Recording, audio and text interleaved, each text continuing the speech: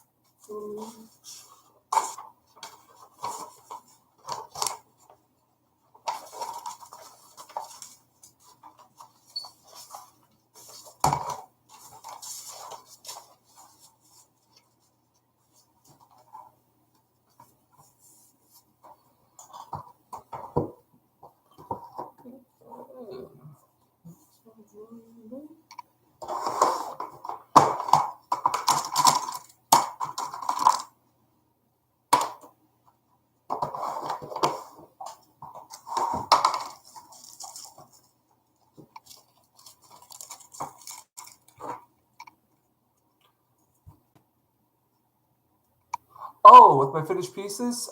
Sorry, I didn't see that question. Oh, hold on a second.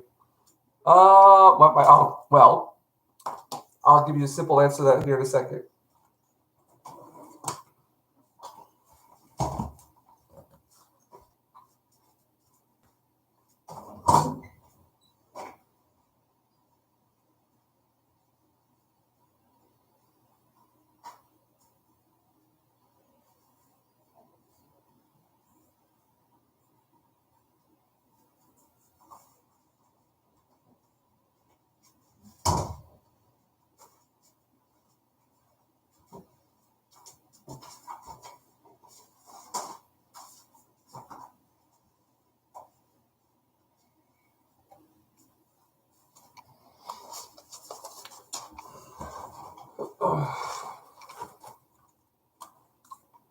So basically, I've just got them all here at the house right now, but I'm planning on having an exhibition with them probably when I get back to the States sometimes. So here's just a collection of what I've been working on here lately. So the latest one,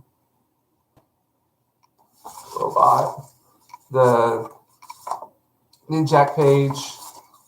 Oh, that's a show what I didn't release. This is a previous one I did that wasn't on the live stream. There's like the Angel, Superhero one, Demon Lady. And this is like the first one I did on the live stream, I think. Yeah, so I'm just keeping them all together, and hopefully I'll have an exhibition maybe in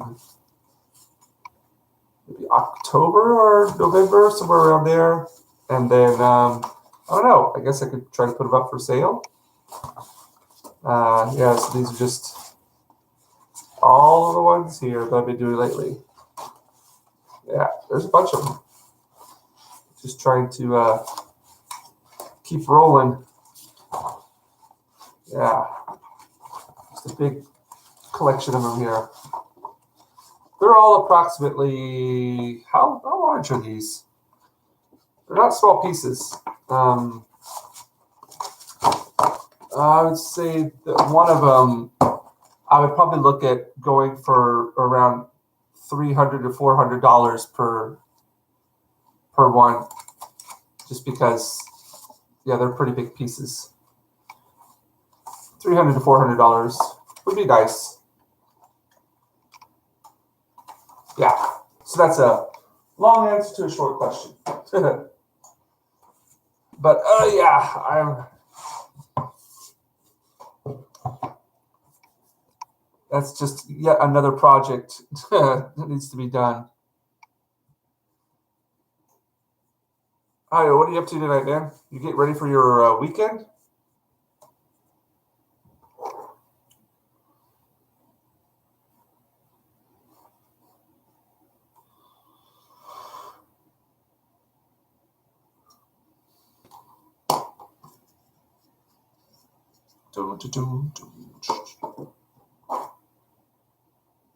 Oh, no problem, dude. Always out there to support.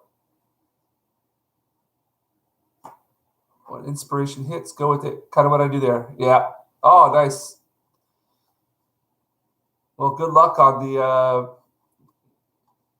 getting back to the whole swing of things. It's about 11:30 at night here right now. I'll probably be doing this for another 2.5 hours. I just bought these. I went to the art store yesterday. Well, not the art store, the local hardware store, and it's got a big art section in it. And so I bought these Copic friendly. Basically, these are like brush pens.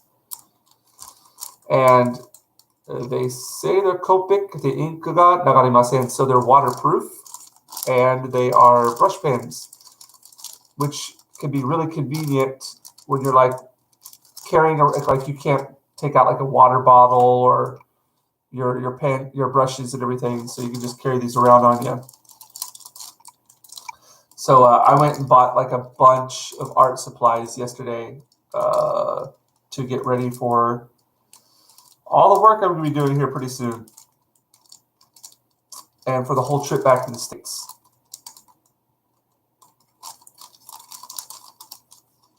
But I'm not trying. I don't want to buy too much though, because there's a bunch of stuff I want to buy back in the States that I can't get here. Damn, how do I open this? Oh, there we go.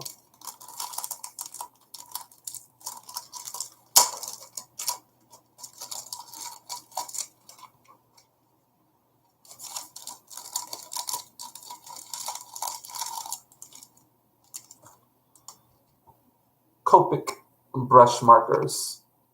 This is what the tip looks like. Perfect for doing a little line work. I hope. It's nice and sparkly. There we go. Woohoo!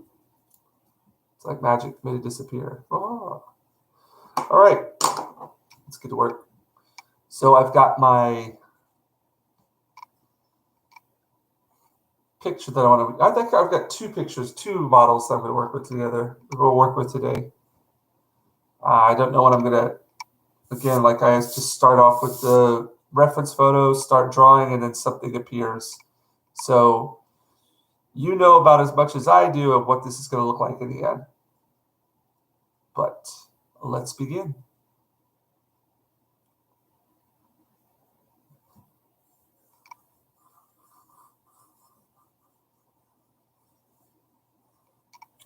So what I like to do at the beginning of my mind blown. What I like to do at the beginning is I do blind contour drawing. And a blind contour drawing is I don't look at the paper. I don't look at the paper while I'm drawing. I just look at the reference photo. And that gives me some kind of like natural contours. Even though afterwards it looks really funky. It looks like something that Picasso might have done. It gives you like these natural, organic feeling contour lines that I don't feel that you could get if you're looking at the paper at the same time that you're drawing. It takes a lot of practice to be able to do this. So it's really loose, but like this, it looks like just wires. But that's like a blind contour drawing. And then I go back into this, because this is good reference. It allows me to get the correct proportions as well.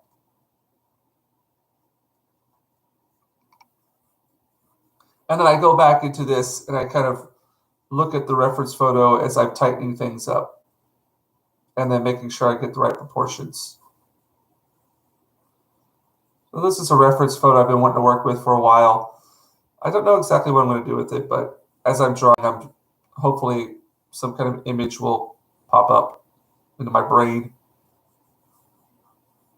Oh, hey, Tildy. Oh, thanks for the thumbs up. Hey, man, I was watching Gary's live, or his, I don't know if you've seen it yet. I was watching his super chat roundup video. It's his latest one. It was the Loki Destructed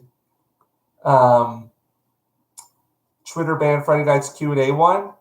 And I don't know what the time marker is. I believe it's around the 40 some odd minute mark, maybe a little bit later or earlier. But he basically said, and I think that you are correct about your assumption, and I'm going to add something else to your guess. He said, somebody threw out a super chat saying, Hail, it was Culture Casino. Culture Casino threw out a super chat saying, Hail Drunk 3PO. And then Gary took a break and said, Hail Drunk 3PO. Now, I'm not going to say anything. All I want to say is, Hail Drunk 3PO. And like, you're an amazing guy, or you're great, or thank you so much. And so I basically think that's the confirmation of one of two things. One, and this is my thought, like I agree with you that she's going to be at the meetup in Vegas. And number two, I think that she's going to be the guest for Friday Night Tights, Friday, August 13th. You hear it here. August 13th, Gina Carano, not only will she be at the meetup on Thursday, but also she'll be the guest for Friday Night Tights. I don't know. What do you think? Give me your thoughts in the chat.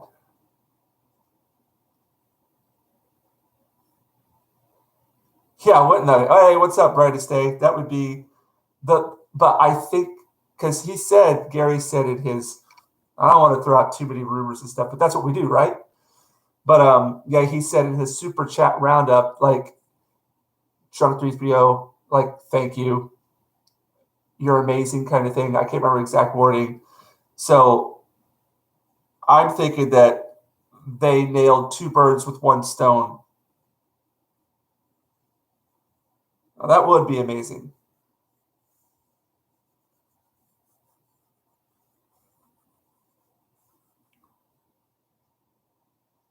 Hey, what's up, Low Spec? Yeah. I mean, her dad owns a casino, right? Or her family.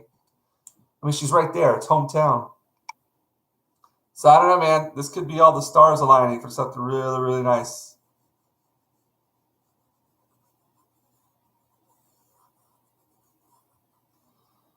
But it just sounded like, yeah, like, I mean, I think it's basically confirmed that she's going to be involved with something there, whether it be like at the meetup itself or at Friday Night Tights or both.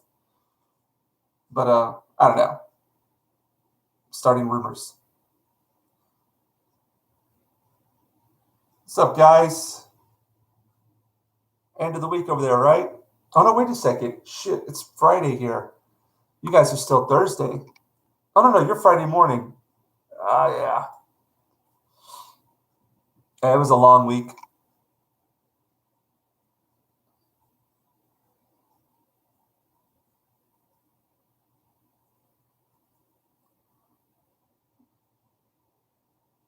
Okay, there we go. Thanks, man.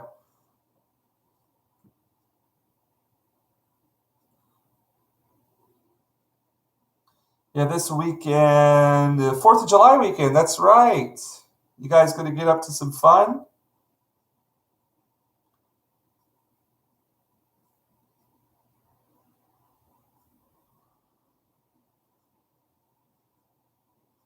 What have I got going on this weekend?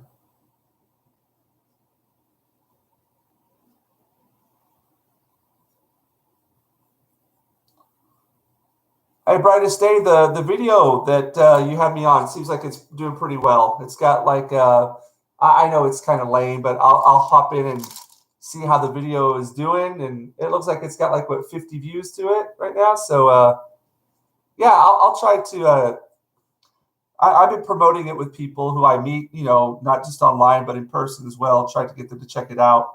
Only problem is I don't know a lot of people over here who could speak English. But I try to use my contacts within Facebook or what have you to get people to go over there and check it out.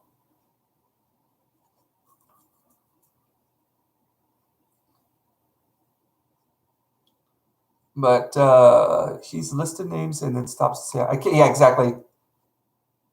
Yeah. Well, they said like in Drunk 3PO when her and him and Carano, Gino were out drinking. Like, Jeremy, what are you doing? Get the ball rolling. It'd be great if we could have somewhere where everybody met up at, with the fans. And it just seems like, there's going to be so many people at this meetup. Yeah. Oh, yeah. Thanks, dude. Not just mine, but for yours as well. I want people to check out your channel and see what you're doing, and two birds with one stone kind of thing.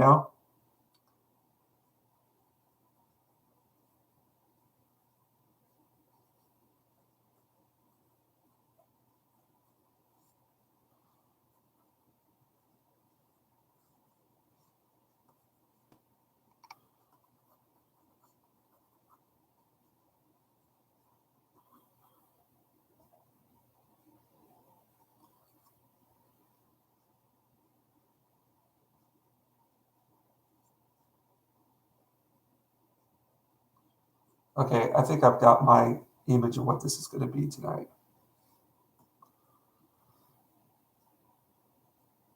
Oh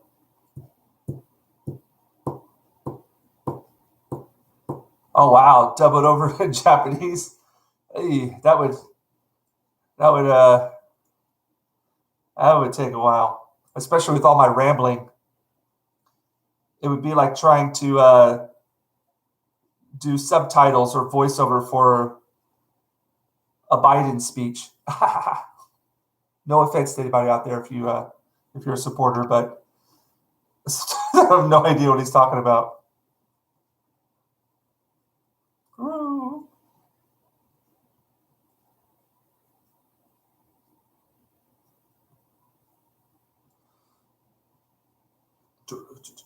So apparently there wasn't a member stream last night. I stayed up till about like 2:30ish, 2:40ish, and then yeah, it's a jackal.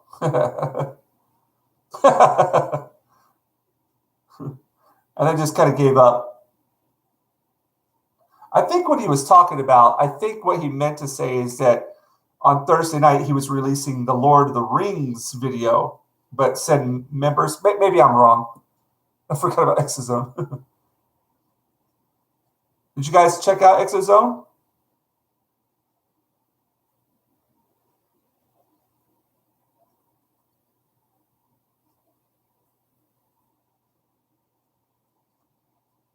I watched that today.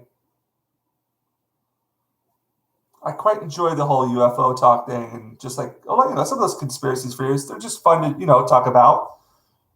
I don't know how many of them are really true and legit, but it's just fun to, let the imagination go wild.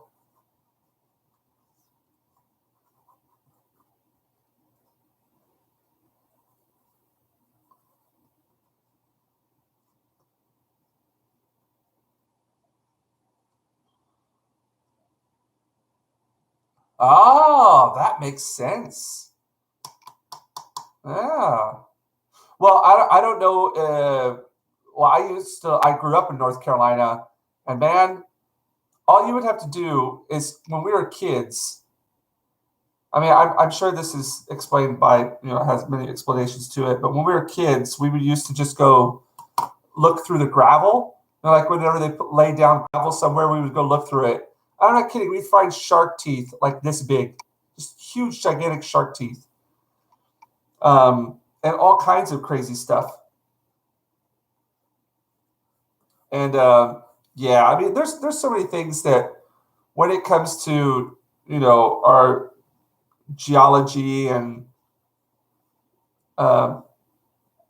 archaeology, what have you, that we're just a lot of it's just guesses, and then some people base their whole career off those guesses, and they don't want them to be wrong, so they'll fight tooth and nail to make sure that those are the legit ones, which can't be blamed for if they're basing their career on it. But whenever it comes to science and stuff like that, it's kind of like the X-Files. Yeah. I could definitely see that. Like you're wanting to search. You're trying to search for the truth, and you're trying to discover the truth. And It seems like what those guys are legitimately out to do, to try to find out, and they've got their theory, and you have to,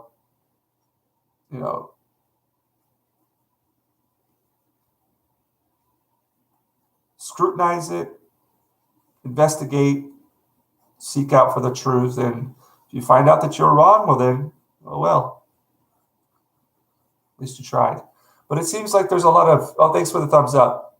It seems like there's a lot of,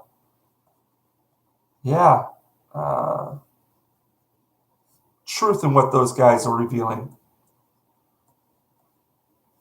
Yeah, my friend, we go out play darts every week.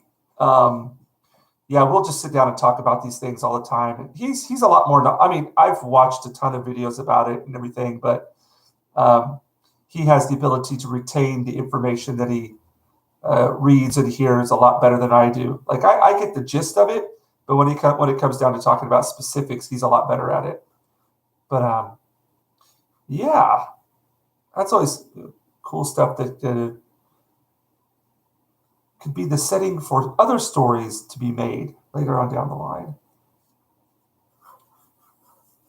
I don't like where shoulder is here.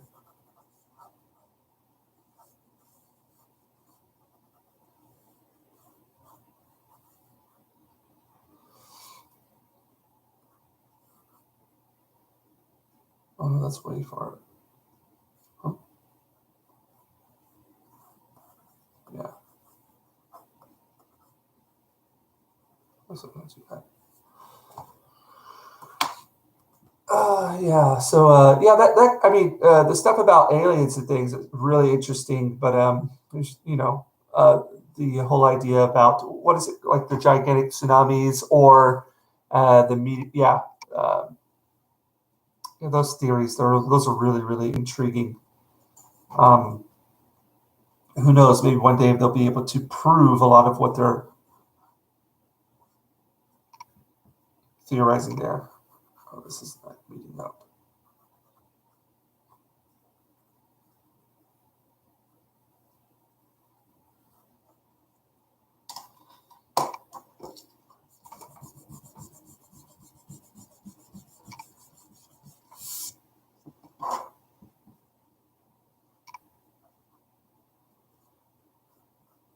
So Tilde, you were asking what I did with my artwork. What did you have any ideas, like thoughts about it? Like, were you thinking that I should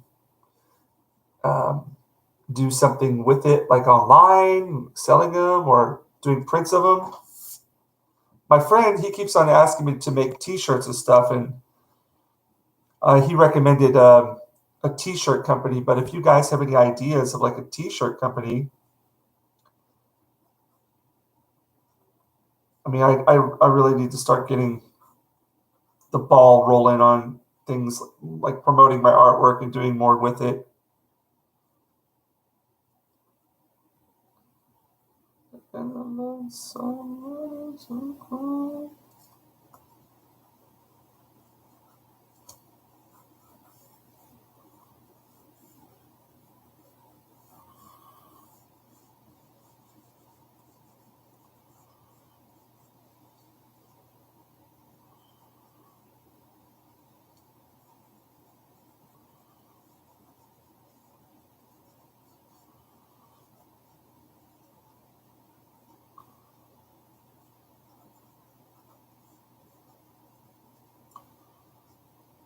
Low Spec, are you in Utah?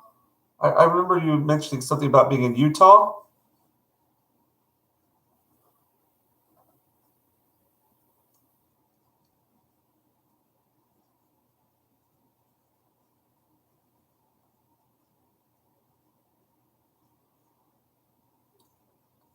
And thank you, everybody out there coming on to the chat. Coming out to check out the stream as well. Appreciate it.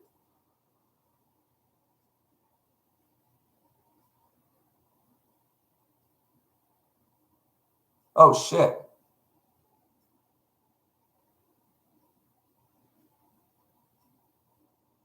Ouch. Oh, New Mexico. Oh, that's right. New Mexico. Woo, rattlesnake. That's a snake I haven't seen in person, which I'm kind of thankful for. Man, be careful there. In North Carolina, we had a bunch of poisonous snakes, and what was it kind of? I can't remember what kind of snake it was. It was a poisonous one, though. It might have been a water moccasin, um, but it had crawled up. Yeah, dogs are smart like that. Um, it was, I can't remember what kind of snake it was. It might have been a water moccasin or something like that. But it had crawled up the handrail for the back stairs, and my mom did it. My mom saw it and brought out the big, knife from the kitchen and chopped its head off. And as a little lesson to us all, she took it and put it in the backyard because our backyard grass was a little tall. And when we got home, I think she said, "Oh, could you go out in the backyard and get something for me?" I was like, "Sure." I went there and got it. She's like, "Did you see it?" I was like, "See what?" "The snake." I was like, "I didn't see the snake." She said, "Go back there, check it out again." And sure enough, there's a snake there right in the yard with a missing head. And it was just like a lesson, like when you're around these parts, because we live like in the woods, like close to the woods, and we'd always go out and play in the woods. And the lesson was when you're going out there, keep your eyes peeled because, yeah, there might be something lurking out there.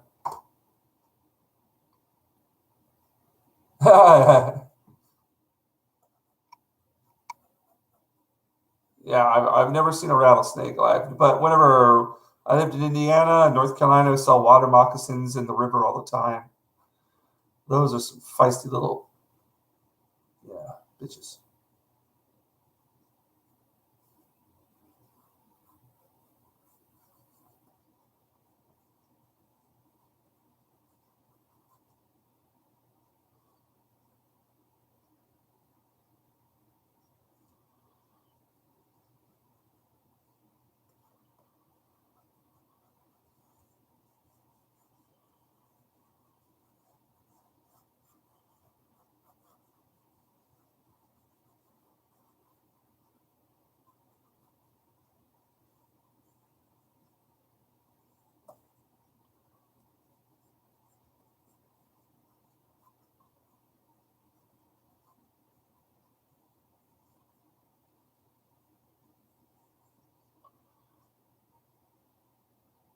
Yeah, that's I can only imagine.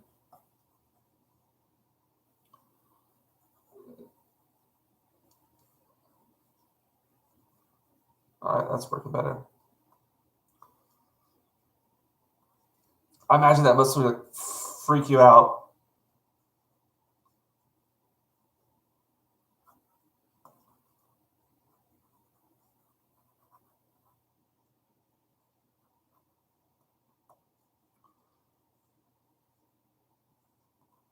You guys got any big Fourth of July plans? Barbecues, fireworks? I don't know what's like where you guys are at, but hopefully you'll be able to enjoy them.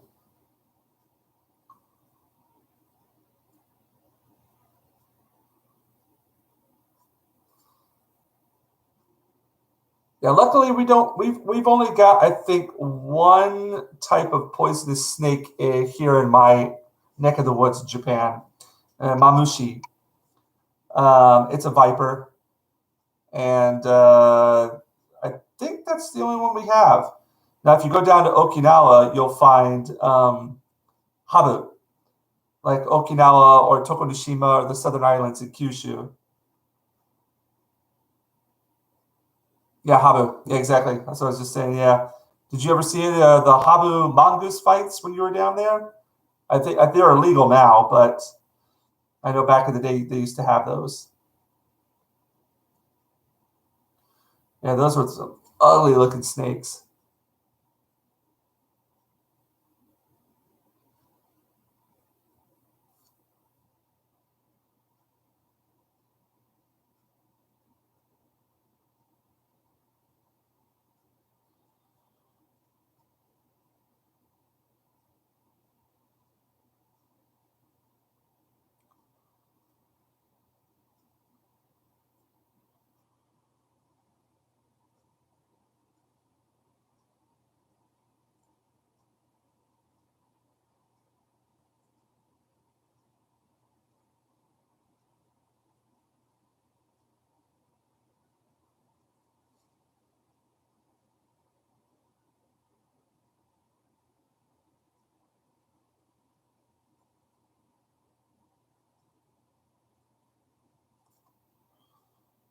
Yeah,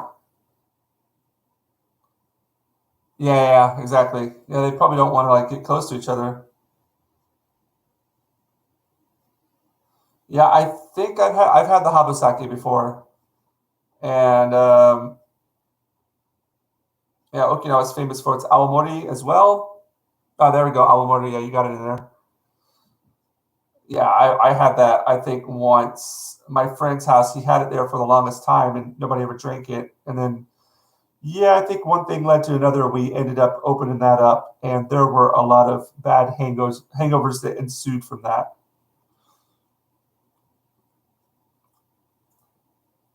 Now, my body, I'm okay with awamori, but shochu, the stuff down here, they make from potatoes, the liquor. Yeah, I don't. My body doesn't do well with that. I don't mind the taste at all. Yeah. That's probably the best way to drink it without the habu. Now, they have. I've had shochu with a bunch of hornets in it.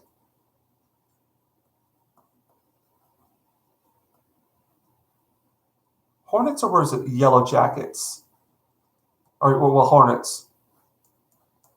I can't remember. Some of the strangest stuff I've had around here would have to be, well, as far as drinking is concerned, would be, yeah, like the shochu with hornets inside of it, the awamori with the habu inside of it, and for drinks, I think that's about it. Like the really strange stuff.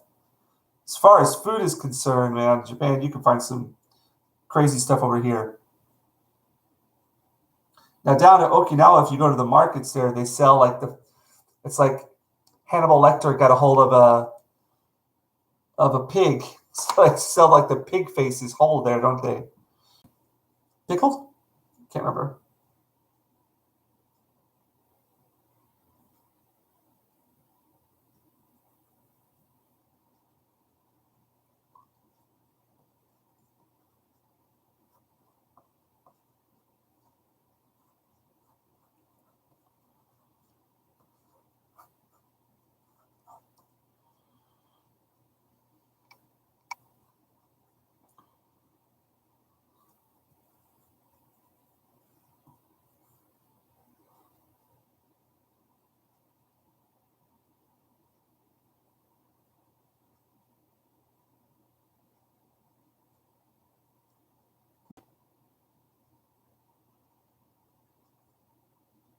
I remember the first time I had awamori.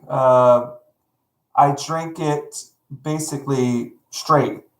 And then I found out later a lot of people drink it watered down, like they do with the shochu here, you know. They'll mix it with, dilute it with water.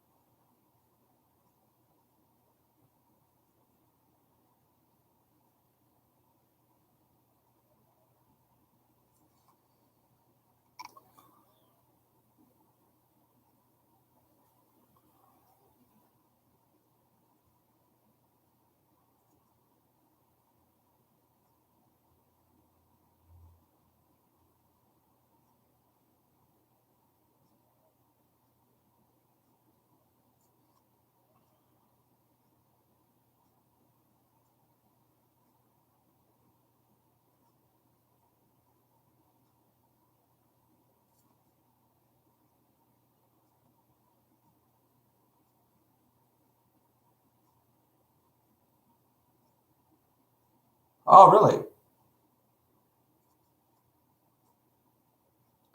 I'm not very familiar with all the plane names out there, but SR-71.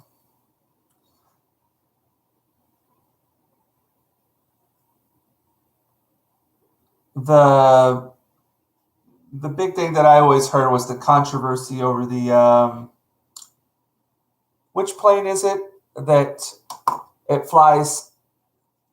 Was it the plane? Yeah, the plane that lifts off straight from the ground vertically. What was it called? The Osprey.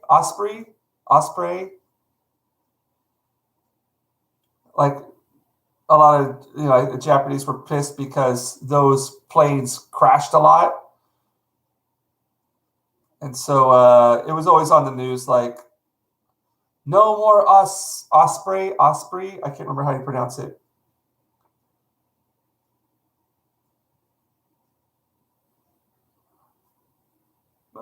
Like this.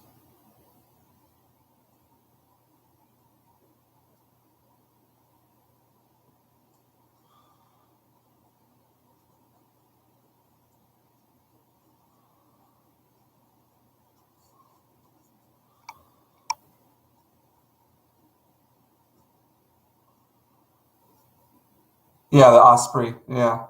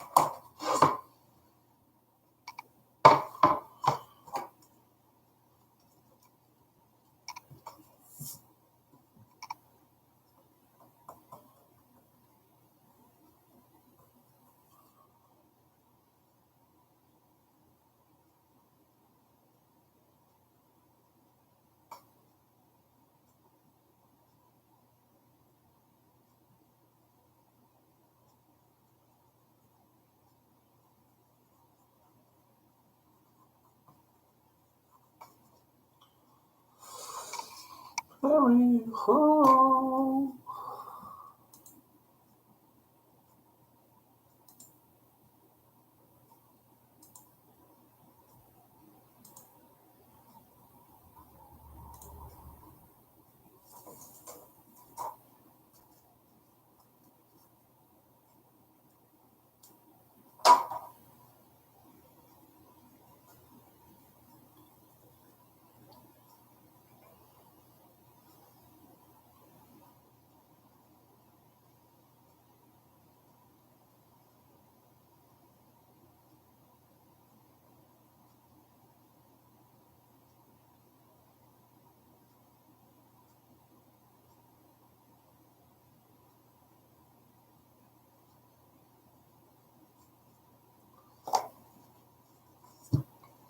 This,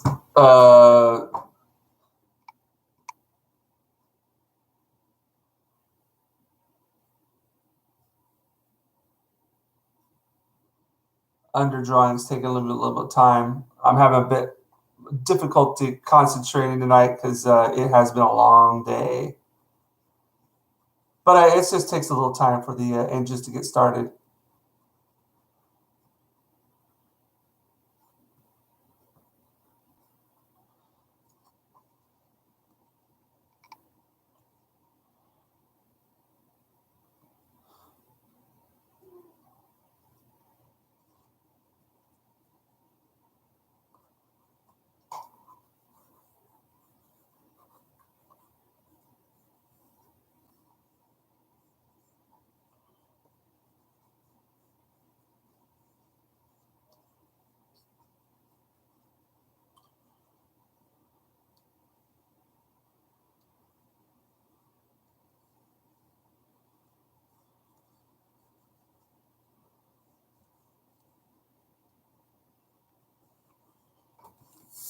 Okay.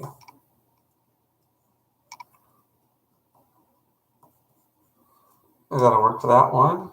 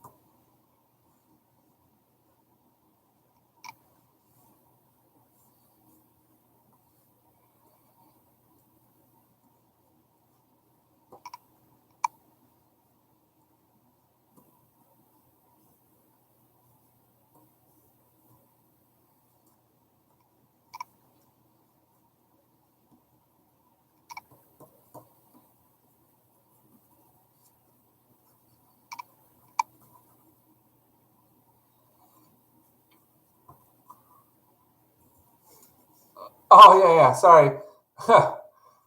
I was just saying that I've got like a ton of stuff here. I just got like all of these here. These are things I've done within the past couple of months. I got like, geez, I think about like 20 pieces maybe, possibly more or less. I don't know, about 20 or so, maybe more or less. So when I get back from the States, I would like to do an exhibition with just solely those. I'm looking for a venue right now. And yeah, so I was thinking about maybe $300, $400 a pop, or making prints from them. And another thing I was mentioning was that one of my friends from back in the States, he said he's been begging for a T-shirt, and my brother as well. So I was trying to find, well, just asking for suggestions on a company that would print T-shirts for me to give to them.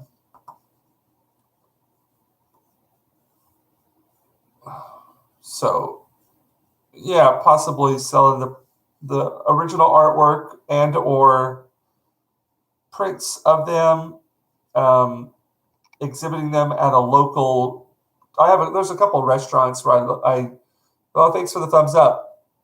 There's a couple of restaurants where I have my work exhibited at, but I don't think my work really would fit in with the atmosphere of those restaurants. One maybe. Um, so, and I've talked to the owner, and he's cool with me exhibiting there. It's just not a huge venue for a lot of people to come check work out at. But yeah, making them into T-shirts, selling them as prints,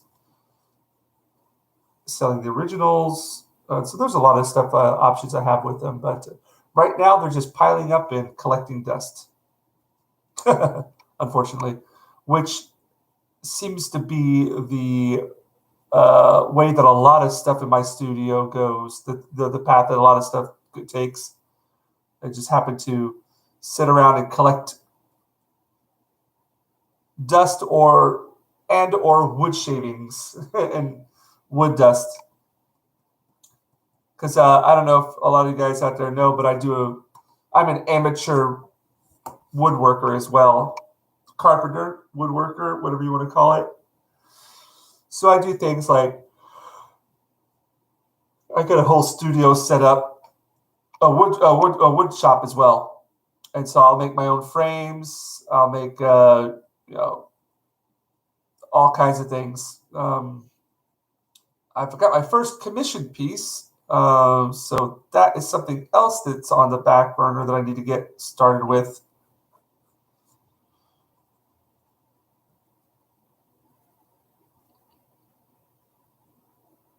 Oh, Tildy, take a guess at what I've been listening to tonight again. I just can't get enough of these guys. It's insane.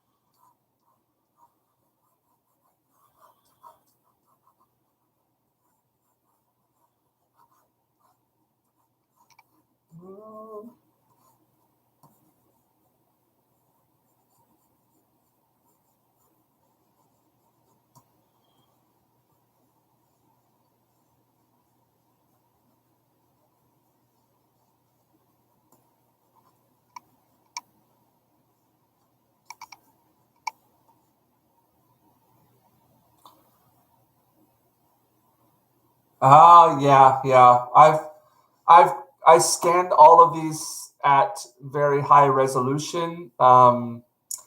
Yeah, it might be difficult to get those vector based. Volbeat, I bet. You bet correct, sir. What would you say is one of your favorite Volbeat songs? Or do you have a favorite album? I just pull up the Volbeat playlist from YouTube, and I kind of pick and choose and made my own playlist of things I liked.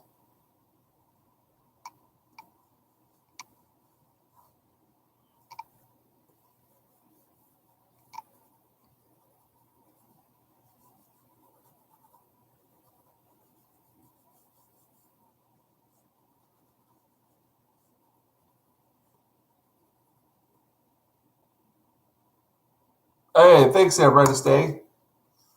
Guitar Gangsters and Cadillac Blood.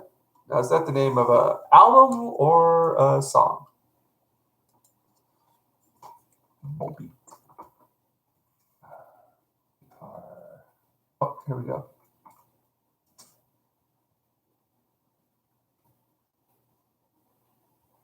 Okay, so that's the song. Cool. I don't think I've heard this one yet.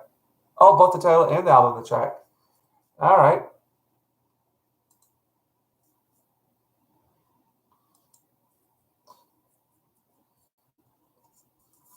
Oh, so I've decided to make this a picture of two ladies, and it's kind of like a natural spring in the woods. I'm not sure exactly what's going to be happening with the background, which, to be honest, one of my weaknesses, because I have many weaknesses, many strong points, but probably a lot more weaknesses than I do have strong points. And one that I really needed to, for my whole life, that I've actually battled with is, just background imagery, pulling the background and the foreground together. So I'm trying to push my backgrounds more, challenge myself at working with those, but still counting.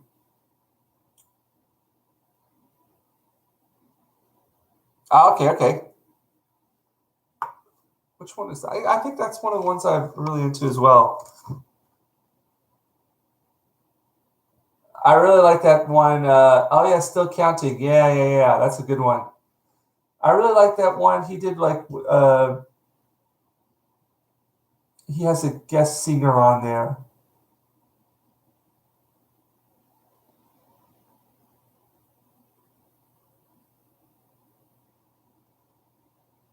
Which one is that? Lonesome Rider. Yeah, that I like Lonesome Rider. That's the one with the girl in there, the lady in there. And then there's another one where there's a guy in there.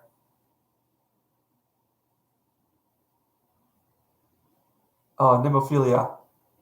Yeah, I remember you talking about them last time. Which one was it?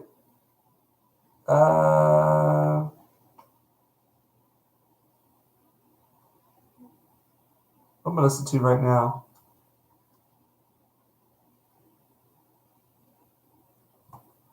Which one is it? Which one is it? Is it this one? Oh yeah, The Garden's Tale. He's got some other guy on there. Some other. Oh, cool. Yeah, I can't believe I've never heard of these guys before. Whoa, what happened there?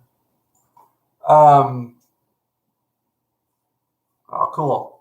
Yeah, Low Spec knows his Japanese rock scene big time.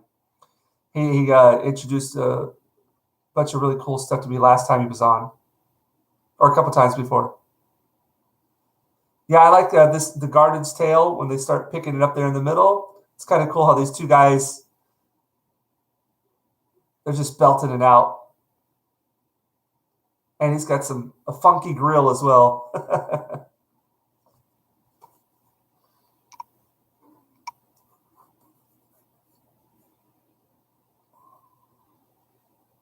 Oh, cool. Ningen Issa is coming out with a new album. Nice. Yeah, I need to pick your guys' brains for a lot of music to draw with. I missed that live stream you told me about the other day with I believe it was Ningen Isu, the girl band? You told me that they had a live stream. I completely forgot to check that out.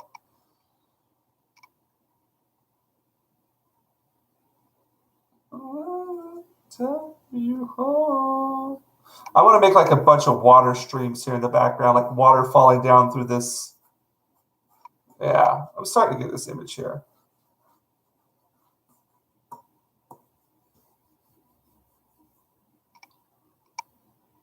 Oh, okay.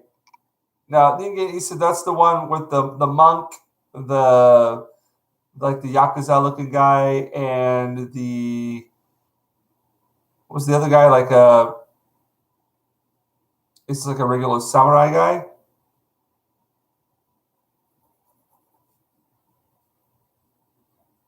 Not samurai, but like older style Japanese guy.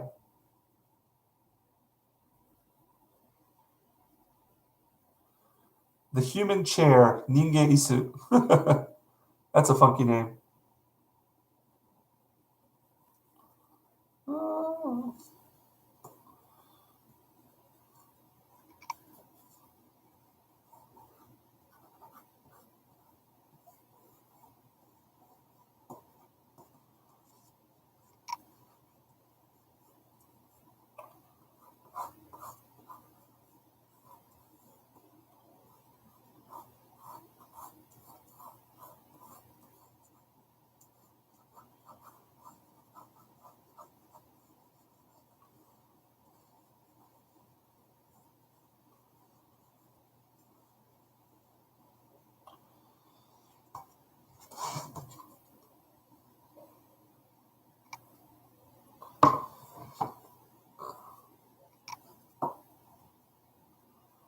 Oh, okay. Nemophilia is the part one still up, I think. Okay, cool. Yeah, I need to check that out. Oiran. Ah, nice. Dead monk, Yakuza, 16th century scholar. Okay, that makes sense. Yeah, in case you guys don't know Ningen Isu, it's just these three old Japanese guys who are just rocking it out. And the whole theme, they're all like three separate men who are Japanese men from different kinds of different time periods and different walks of life.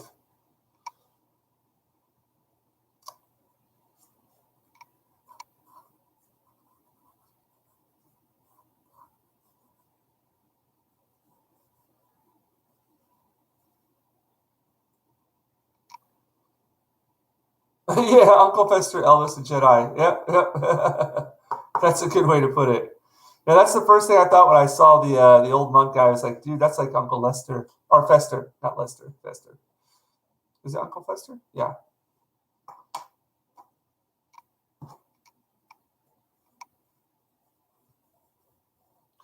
All right, I think I'm going to start drawing this imagery in with them.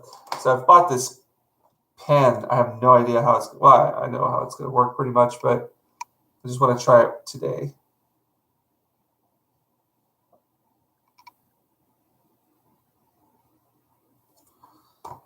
Oh, there we go.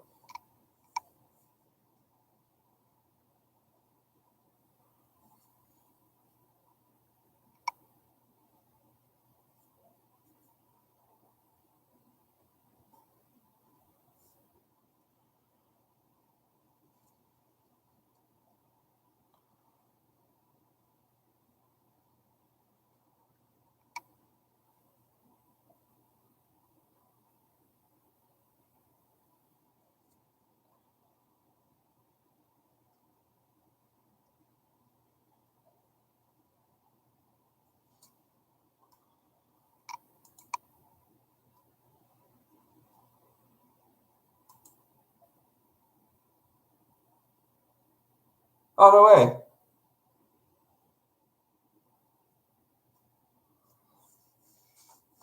Making it big time.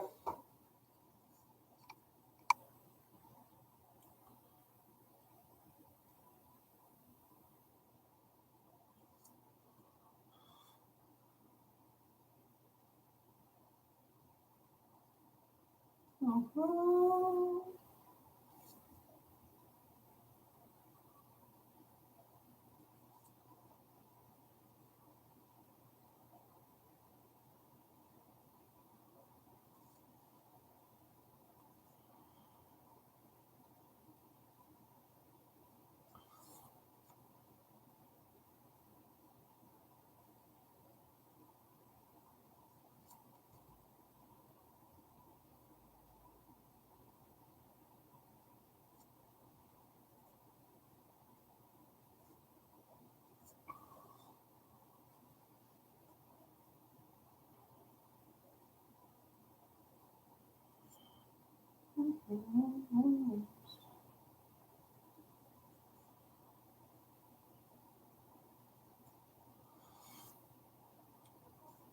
Brightest, have you been putting anything together lately?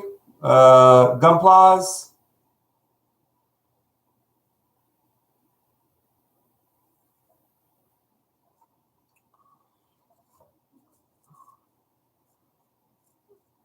Oh, they're recording another album. Nice. That's good to see. I really need to sit down and really listen to their stuff. I just got hooked on Volbeat and I haven't been able to stop listening to them. And that happens like whenever I hear like a new band or new sound, I just play it until not until I get sick of it, but until I just like basically, all right, time to find something new. I try to turn it off, but I can't.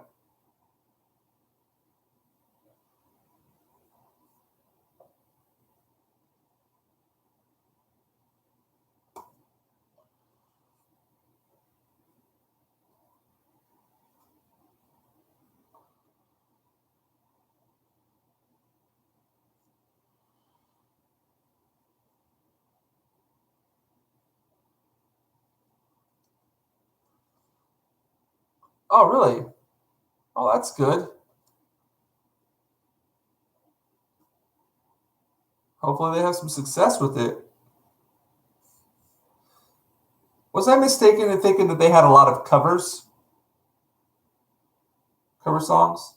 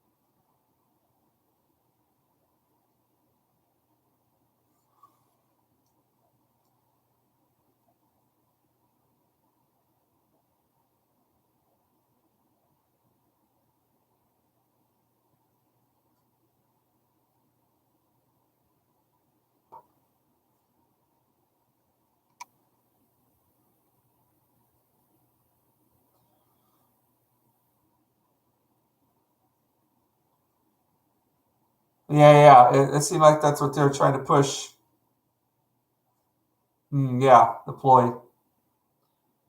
It's a good way to get your foot in the door, I guess. But yeah, at some point you do have to kind of make your original work, I guess.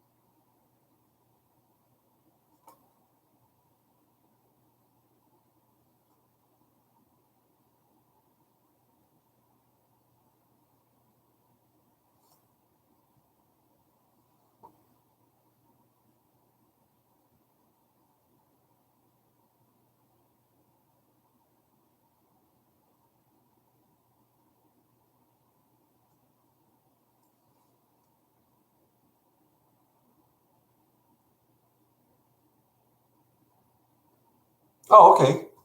That's good to hear. Well, wish them the best of luck, and hopefully, who knows, maybe I'll get the chance to see them around here sometime.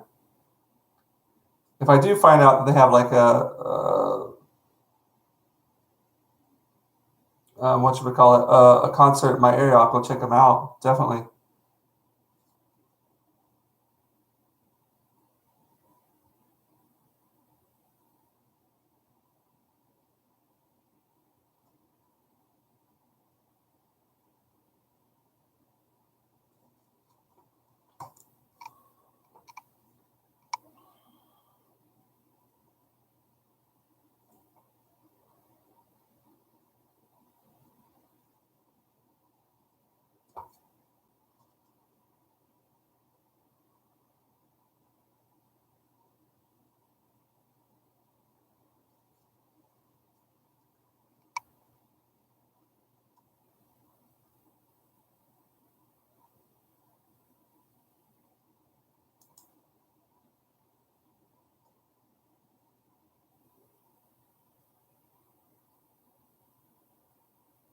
Oh, okay, cool. So when I get back to building, I'll streamline it to just doing small streams, building parts of the large kits I have waiting to be started. Nice. So just building them part by part, then assembling it like Voltron. Okay. I'm liking this pen a bit, but I feel like it's too, I don't know. I feel like I want more, I feel like I have more control with, oh, shoot, all my stuff's gone. I have to go grab it.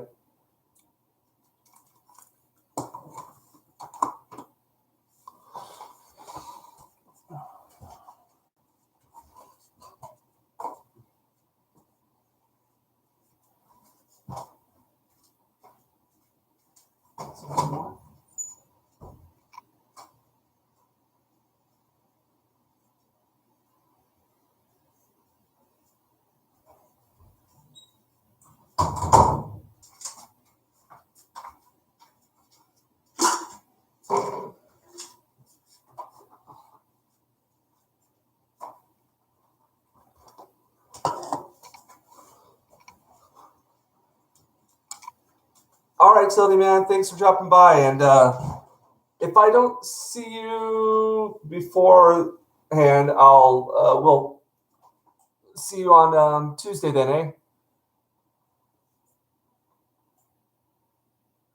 So yeah, we'll get in touch before the meeting and work out a specific time. But yeah, good luck with work, man. Take it easy.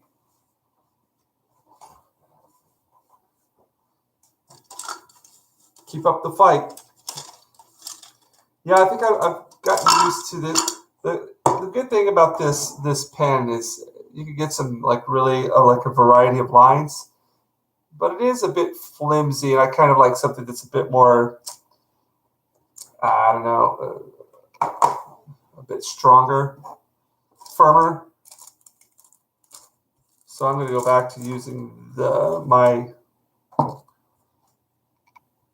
Going to go back to using my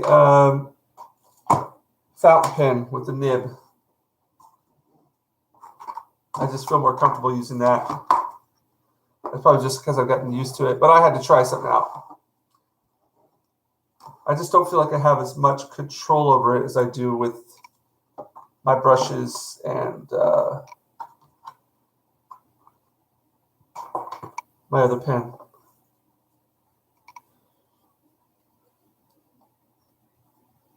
All right. Yeah, I'll probably work on this for another, about another hour, maybe hour and a bit. And call it a night.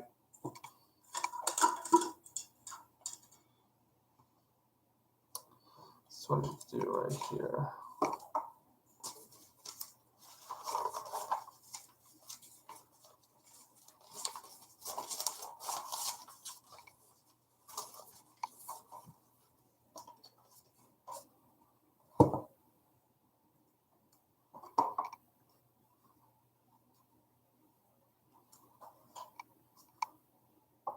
Close this one.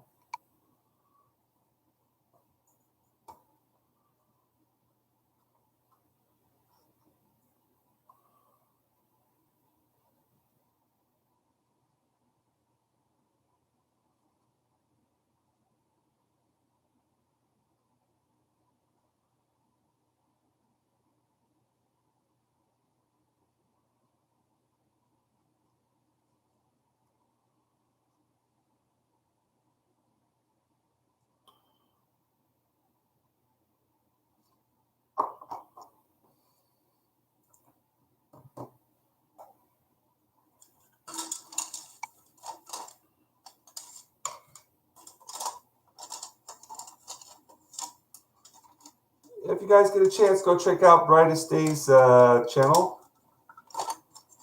He's been doing a lot of work over there, really trying to get the community together, promoting people, just a positive presence.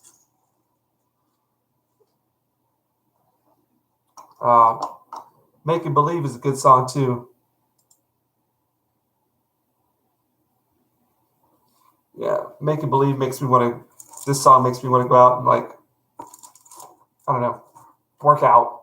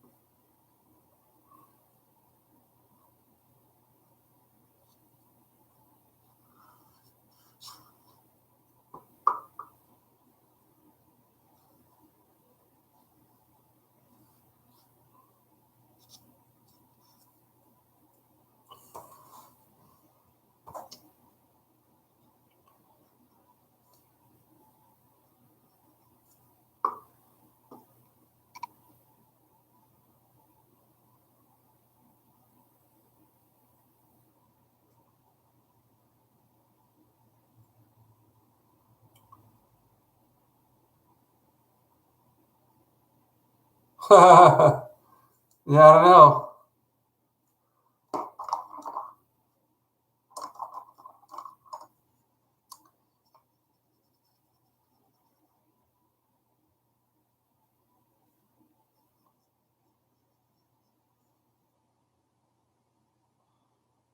Maybe it's something in the Pocari or Aquarius, or maybe in the Natto.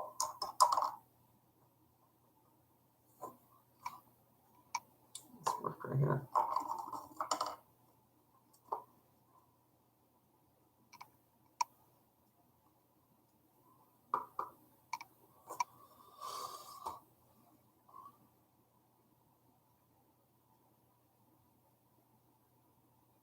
This is not working right.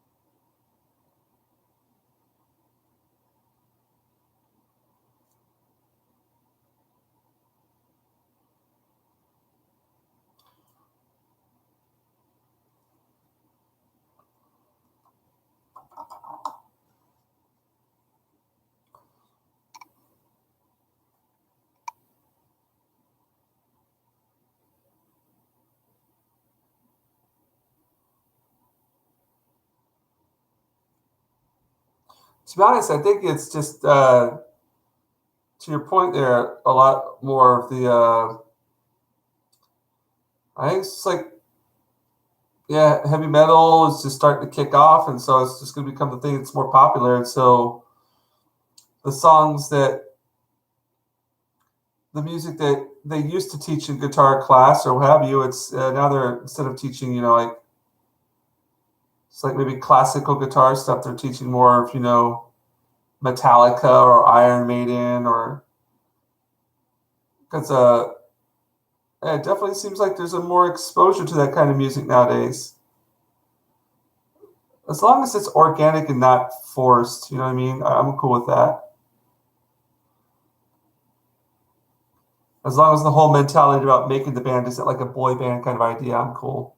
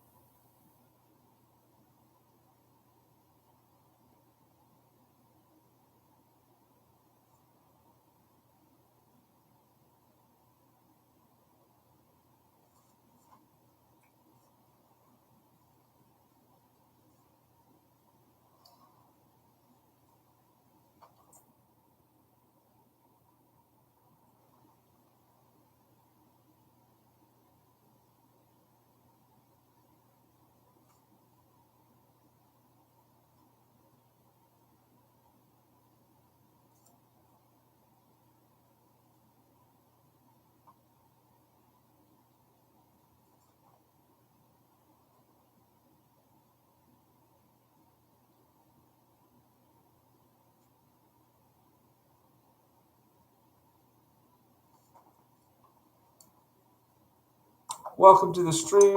I'm kind of working with things right here.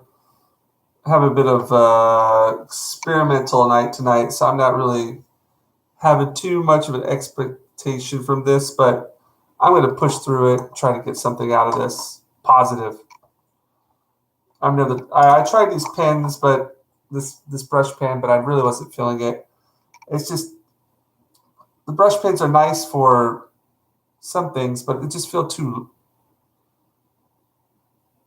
flimsy for my likes. But hey, only one way to find out if you like something or not is try it out. So yeah, with the brush, I definitely feel like I have more fluidity to my the brush strokes. And my nib for my fountain pen has done. It's not looking too well, so I might have to replace it.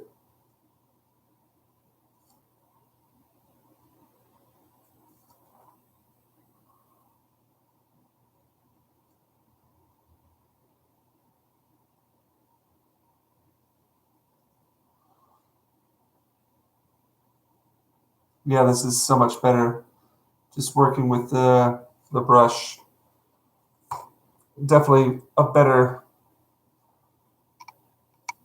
result for me.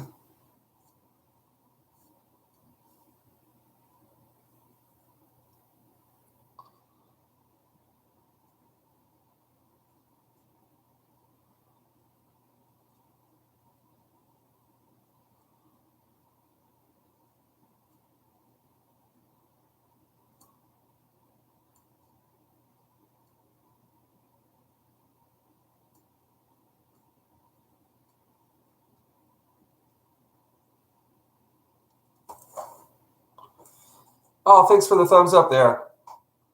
Yeah, again, like I said, I'm kind of like really trying to push this and not give up on it. Like sometimes if I'm doing a piece, I'm not feeling it. I'm not the type to give up on it, but sometimes I push it too far. But I have a feeling if I keep on working with this one, I'm going to get something good from it.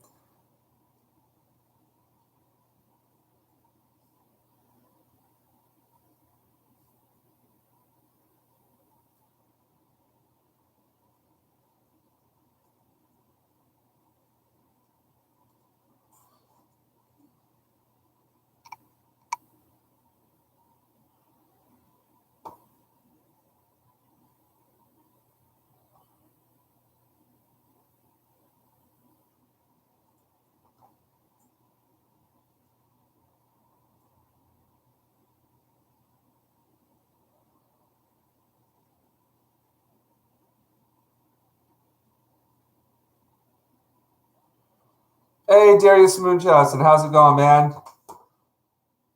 Thanks for dropping by. Always appreciate it, bud.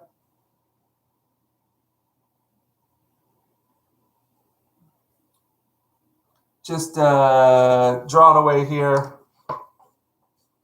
Got this going on in the background and this in the foreground.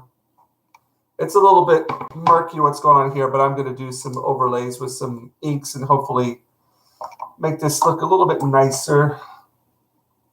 But just practicing with some stuff tonight and hoping for the best. Not going to give up on it.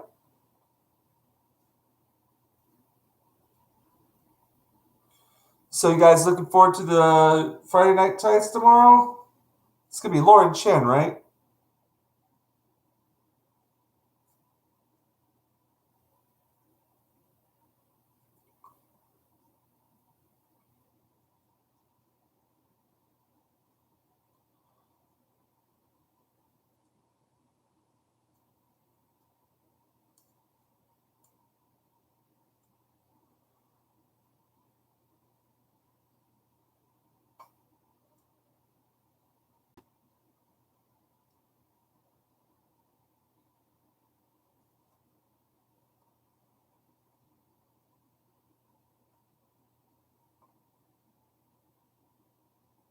I really appreciate you guys stopping by, man. I'm glad that you guys could get together here on the chat, and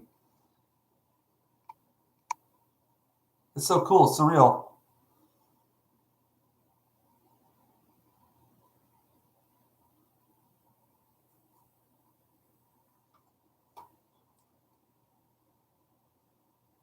Oh yeah, that's of course. Yeah. I always get confused. Yeah, it's Saturday. It starts around Saturday 7:30 ish, 8 o'clock my time. It depends. Sometimes I'll wake up and it'll already have started, and sometimes I'll wake up and it'll just have started. So it's hit and miss for me. But I hardly ever do I make it on time for the beginning of the show.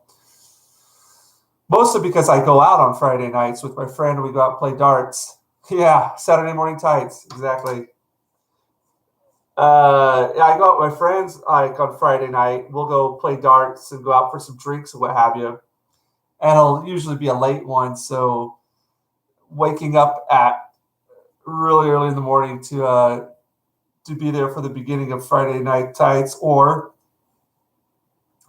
Saturday morning tights for me is a challenge. But I think tomorrow I'll be able to make it on time. Yeah. that's that's what it's going to be like when I fly back this time to Memphis. We uh we leave. What time do we leave? Uh, we leave at around 5. Yeah, we leave at 5 at night on the first here in Japan, and we get there at 10 o'clock at night on the first in Memphis. So all it is a 5 hour trip. Not.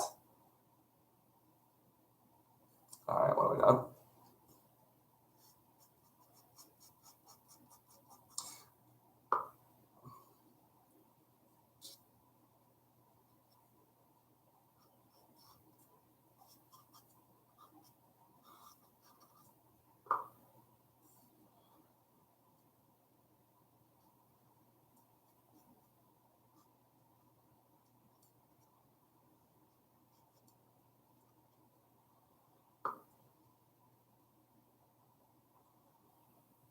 Wow.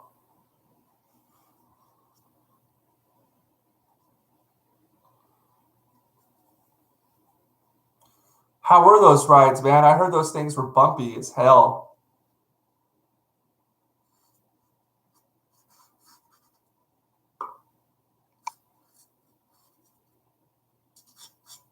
Oh, wait, I don't know. Yeah, this nib. I think it's time to retire this guy. I should have picked up some yesterday.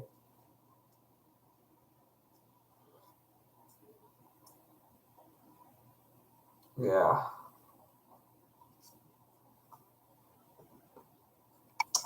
Oh no, that's what it is. I think it's my ink here at the bottom. Huh. Let's try to see if we work this.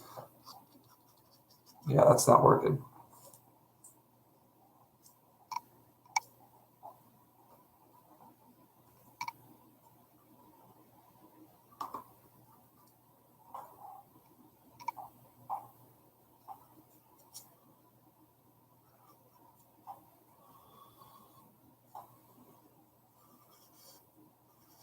That's better.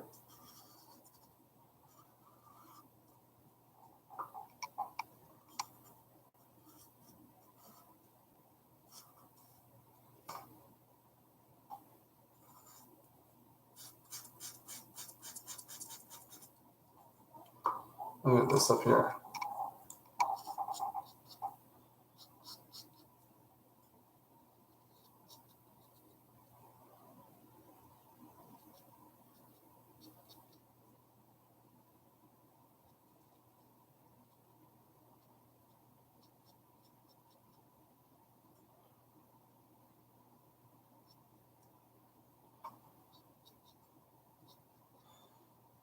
I wonder, have any of you guys ever met in real life? Or is the Vegas trip going to be the first time for some of you guys to meet up together? For those of you who can go.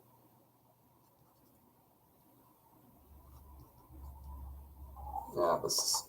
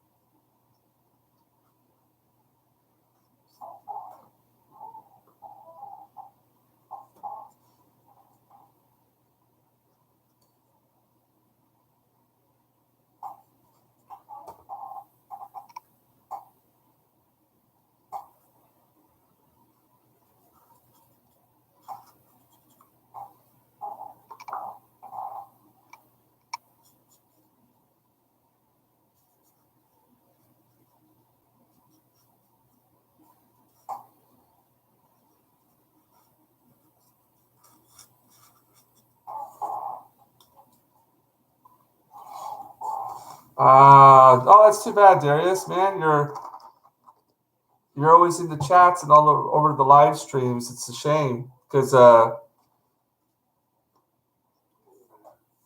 it's too bad. I've got my everything booked on my end. I'm just hoping that it all goes through. No crazy restrictions come out of the blue. Man, it'd be nice to see you out there, though.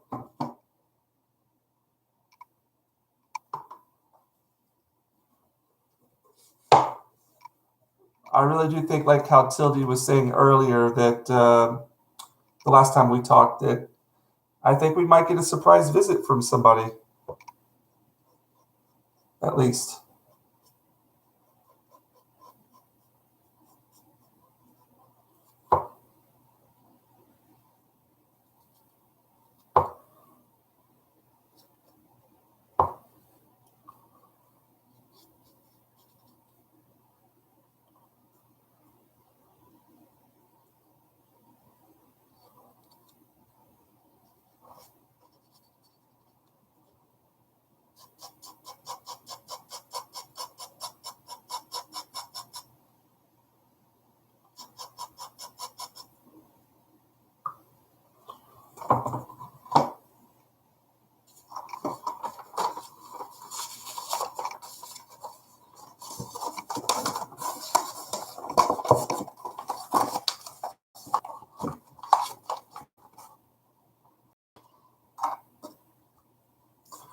Where are you at, Darius, originally or now, if you don't mind saying?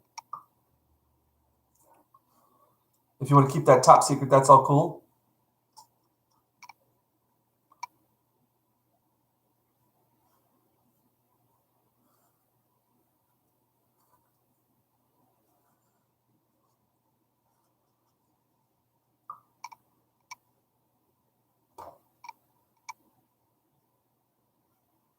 Oh, near Detroit. Okay.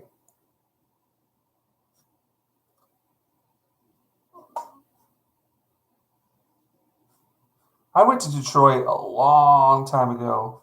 When was it? I went there back in 2003.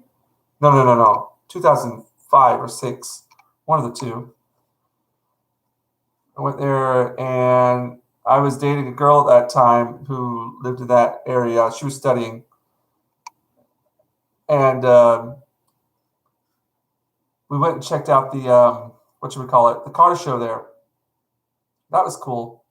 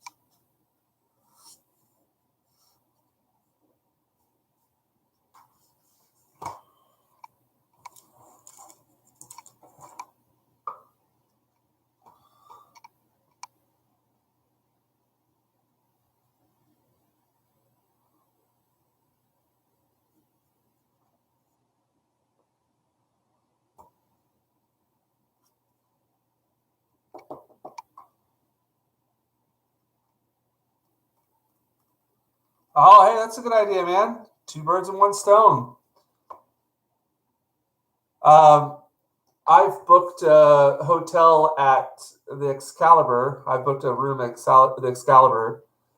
Um, yeah, man, get him to do it. Tell him there's going to be a bunch of cool people out there. Or, you know,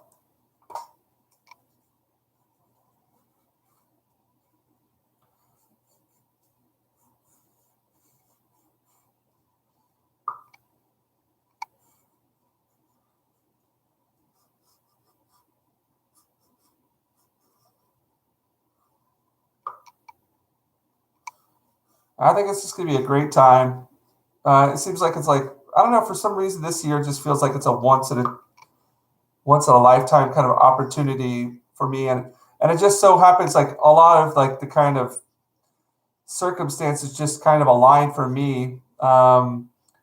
This is going to be my daughter's basically her last time to stay for an extended period of time in the States.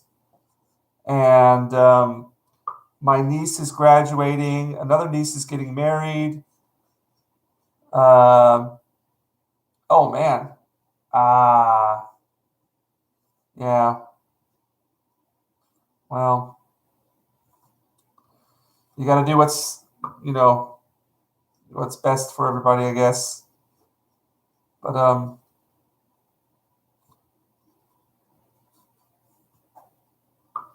but if you could make it, it'd be great. But if you can't, I'm sure there's going to be other chances for people to get together. It seems like to me that this one's going to be uh, you know, because I don't think there's been like a big meetup with geeks and gamers and everybody since they started up, has there? I know there was like a New York one, but it seems to like this one's going to be on a much larger scale. So,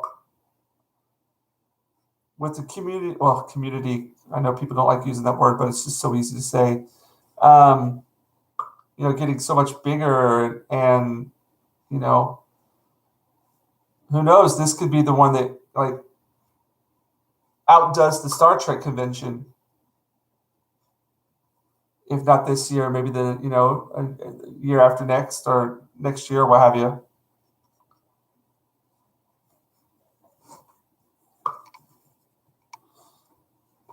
Man, it's taking a while, but it's starting to get the engine rolling on this picture. It's been taking way too long. Yeah, same here, man. I basically got involved with all of this. My first exposure to things was, I mean, at first it was with The Last Jedi, of course, but I didn't get involved with. Yeah, I'm completely new to all this as well. I think we're pretty much in the same boat. Um, um, yeah, I never watched anybody's live streams or stuff like that. And then I started watching them after The Last Jedi because man, I live in, like, as many of you know, I live in Japan, and around me, I don't really have connections with anybody who's interested in, the kind of stuff I am.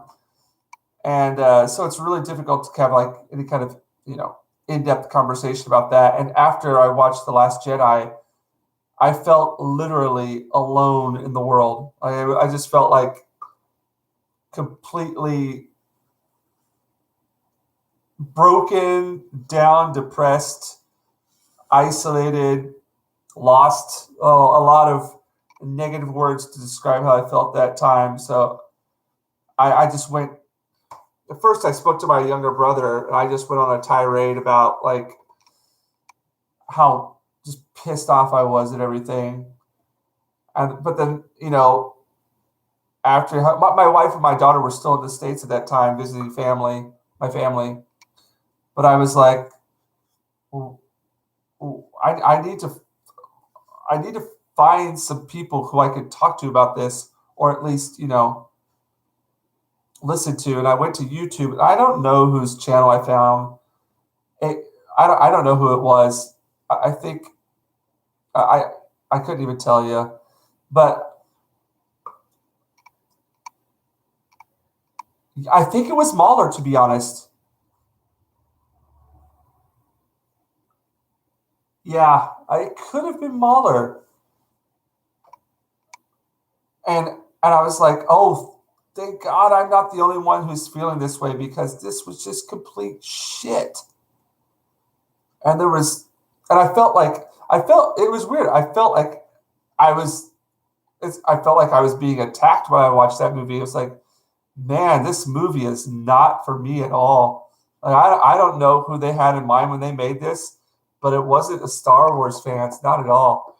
And so that led me to watching, I think, it could have been Mahler's. And I might have passed like Nerdrotic's channel then, but I'll be honest, like I found Nerdrotics during Game of Thrones, and that was another one of those feelings of utter, yeah, exactly. It kind of led like one person to the next, and then, um, yeah. So for me, it was I think I found Doomcock. First, I think it was just Gary's stream, and then the second one I saw about Game of Thrones season 8 was with Doomcock and yeah, Gary together. I'm pretty sure. Exactly. I didn't figure that out till like yeah. Yeah, I had no idea. It was all Greek to me too, man. Whoa, a super chat. I thought it had something to do with Superman, to be honest. uh yeah. And so one thing led to another, and I was just like completely hooked on Gary stuff, because it's kind of weird. All the people who are involved with, you know, Nerdrotics and Geeks and Gamers and stuff, especially like the Friday night panels. I I mean, I think somebody one time they put out the question like, which one, if you were a member of Nerdrotics, who would you be? Or not Nerdrotics, Friday Night Tights. If you were like one of the members of Friday Night Tights, who would you be? I remember that somebody posted out that question somewhere along the line. To be honest, I can't. I find that I relate with a lot of the members in different ways.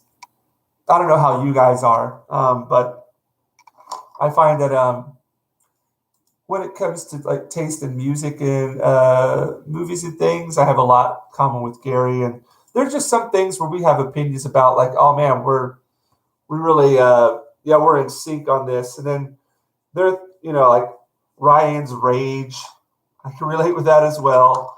Just wanted to say fuck it to everything. Uh, Jeremy's approach to business and selling the brand or what have you. Odin not wanting to have conflict and confrontation. Comics just kind of chilling, and I don't know. You kind of relate to a lot of them. I think that's why it's really easy to watch. Like they all have like this, just their demeanor. It's very comfortable to watch, and a lot of their opinions and views on things, I think I can relate with them. And so, yeah, I don't know what point was. I have this problem of rambling on and on and on again.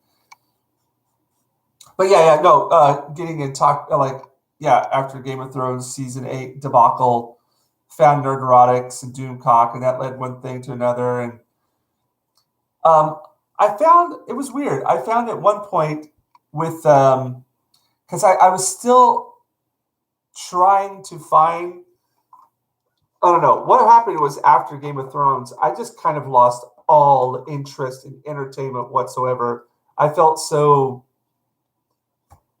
abused and like tricked, hoodwinked. Had after the Last Jedi, and then Game of Thrones season 8, especially season 8, it just felt like man, what's the point of following or watching any of this stuff any longer? And I just found that I stopped watching TV, watching movies, watching anything in general. And then I would watch like some of Neurotics videos, and even though I agreed with a lot of what they were saying, I couldn't even bring myself to watch some of those videos because it just reminded me of how fucking much I hated what was going on with entertainment.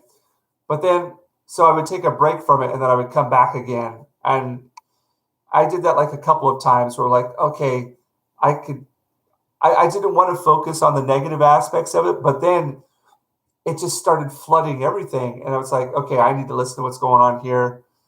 And then that became my form of entertainment. I was like, hey, I'm enjoying this way more than I am any of the new stuff coming out on TV or movies or things like that. And so I think that's what, you know, especially Mahler's TLG reviews as well. Those were a real big inspiration to start following more YouTubers than actual quote unquote entertainment that was being produced by whatever you want to call them, Hollywood, I don't know, assholes. But yeah.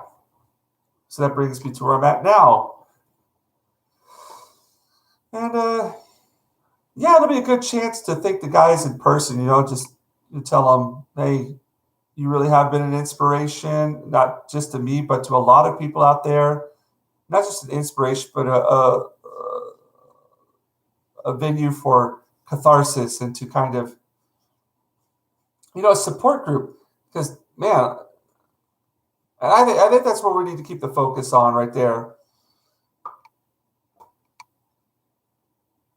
And yeah, what the fuck is a super chat? I had no idea. I was like, what's going on here? I remember what was the first super chat I gave? I remember the first super chat I gave was to Nerdrotics. And I basically told him, I think it was the first one that, maybe it was the first or second one, I can't remember to be honest. I just asked him and said, hey man, I enjoy drawing and I'm thinking of diving into, you know, the whole comic books realm as an artist. What do you, you know, what are your recommendations? What are your ideas about that? And he was just like, draw your ass off. Just keep on drawing. And something will come of it. And so I was like, yep, all right. So I took that to heart. And I've been rolling with that now since ever. On the Inquisition. Okay. Yeah, the Inquisition. It's I'm in the belief that like it's unfortunate what happened with the Inquisition, but I think aspects of that will still exist within the Exozone. I mean, I watched it today, and yeah, they definitely you could definitely see it was cool. There's like a mixture of those two genres in there. The main one being, of course, the Exozone, weird and unexplainable and conspiratorial kind of conversation going on. But there were little gems of, talking about the MCU or things like that inside of the conversation. So, and it felt good. Those guys work well together. And, Twitter, I'm off of it now, so I don't see. I've been hearing about like on Loki's stream or a couple other streams about some drama shit going on in Twitter. I'm not on it anymore. Oh yeah, no, they had it. It was on. I woke up this morning to find that it had already finished, so it must have been on. What time would have been on it? See, I'm really horrible with the time differences between California and Japan. But when I woke up this morning at 8 o'clock, it had already finished for like 2 hours. I think it had already been finished for 2 hours. So that would have been 6 o'clock in the morning my time here. So I'm not sure, but yeah, they had a show. It was about a 2-hour show. It was on Gary's Nerdrotics. Let me see. I'll throw you the link. Hold on a second. Let me just look at my library history. Here we go. Yeah. Let me find this here. Here we go. Here we go. Here we go. Here we go. Pause. Here's the link. I'll put it right here. There you go. That's the link for the Exozone show.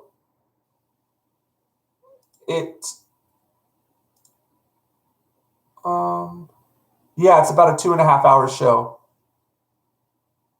I think that they're just covering a lot of what's been going on lately with the whole, UFO government coming out and talking about it pretty much openly now. And they went into some of the, I don't know how to explain it, but a lot of the Graham Hancock and I'm horrible with names.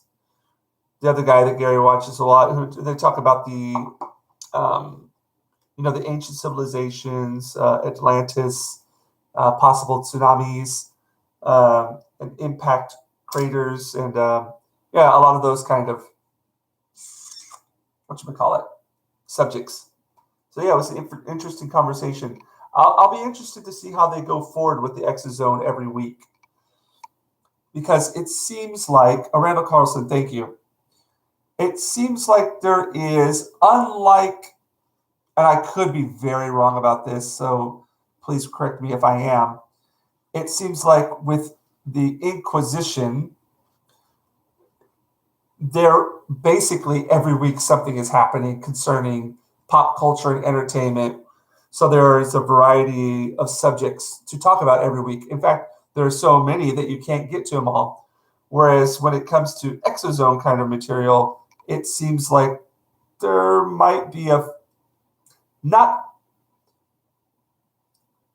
exactly like finite, but compared to pop culture related items, there's less maybe happening.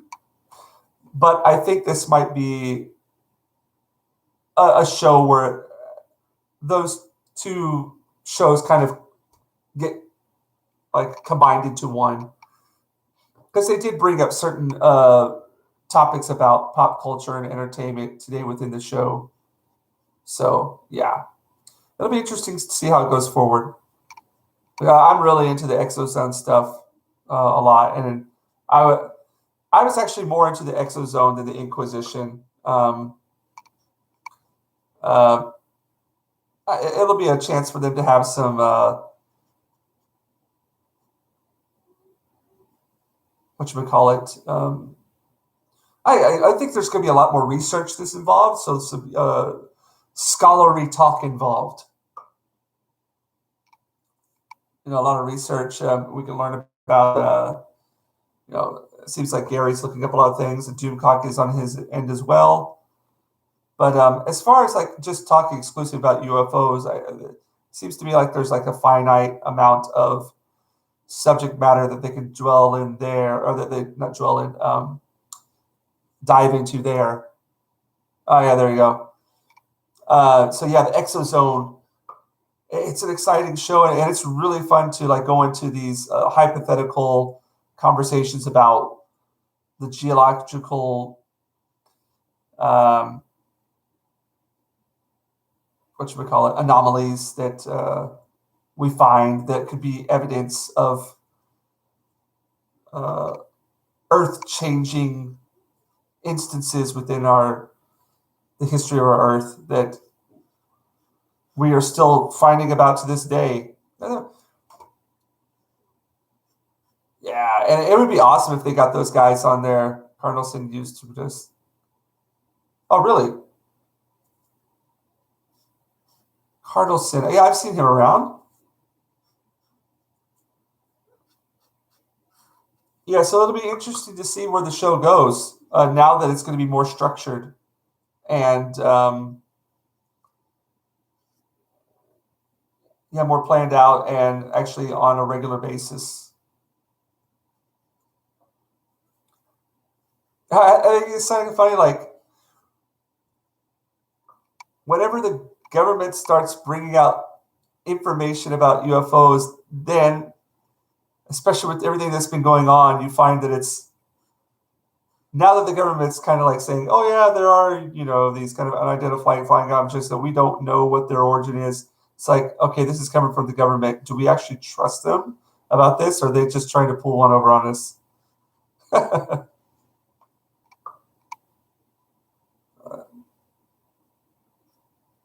But I really do hope they can get some of those guests on there. I think that's going to be the point of this one. It's going to be more structured, and Gary's like talking about how he's going to be doing his research. So it's going to require more work, according to what he was saying today, which would be great. Yeah. And maybe they'll be able to bring up, videos and talk a lot more about Randall Carlson and Graham Hancock and stuff like that.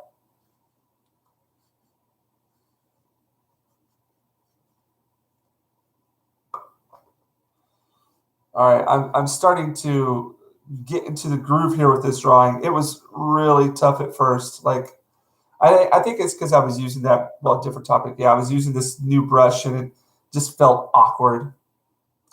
And once I got back to using this, stick with the original. Carlson does to the Fridge Weekly about UFOs. It gets quizzed sometimes. I think you have to. Oh, okay. I see there.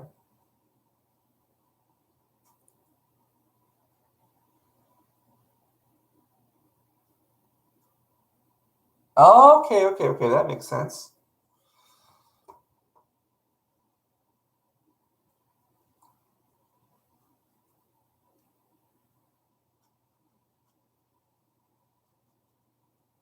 Cardinal Sin. That's a cool name. And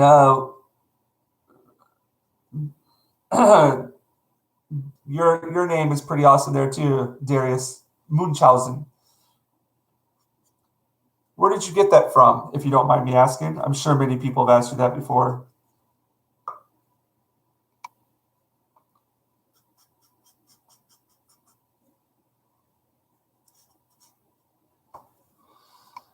Yeah, this foreground picture didn't work out. The background is working a lot better.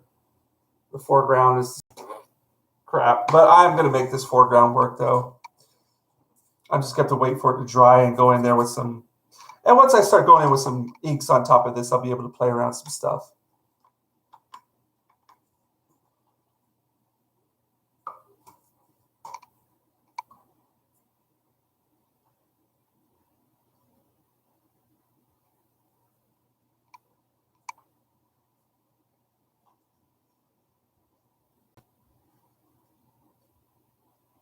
Oh, it's your real name. Okay, there you go.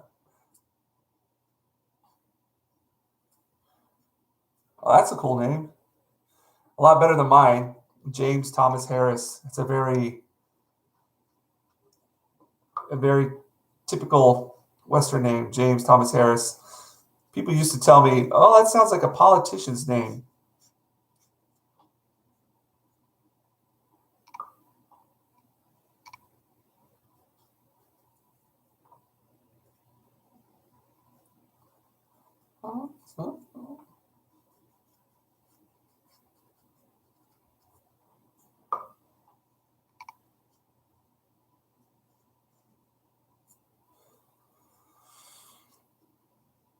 A Scottish name, possibly. I mean, I don't know exactly where my ancestors are from, but being from North Carolina, that's where the majority of Scottish immigrants went. Well, not the majority, but a very large number of the Scottish immigrants went to the North Carolina area when they immigrated. So I'm sure there is some Scottish heritage there. But I've never went into the like researched my family that much. My brother did, but I don't know what the results were. He seems to think there's Irish, but I'm not for sure. But it could be Scottish. Now, I did go to Scotland. I went to Scotland back about 15, 16 years ago. I went to Scotland with a Scottish friend, and we rented a car and drove all through the Highlands. Um, yeah, and every place that we went, people would come up to me and say, "Oh, what part of where are you from? Oh, like what part of Scotland are you from?" I'm like, "Scotland? No, no, I'm from the States." They're like, "No, you're not. You're Scottish." Okay, I'll take your word for it. You know better than I do.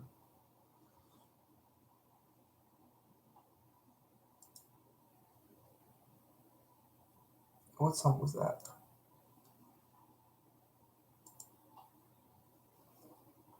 So Darren Munchausen, I'm assuming German ancestry, or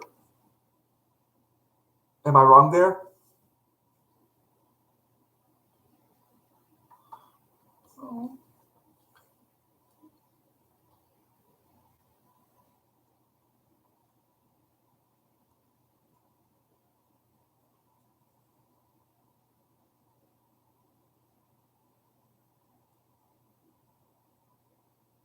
Wow, that's way back when, eh?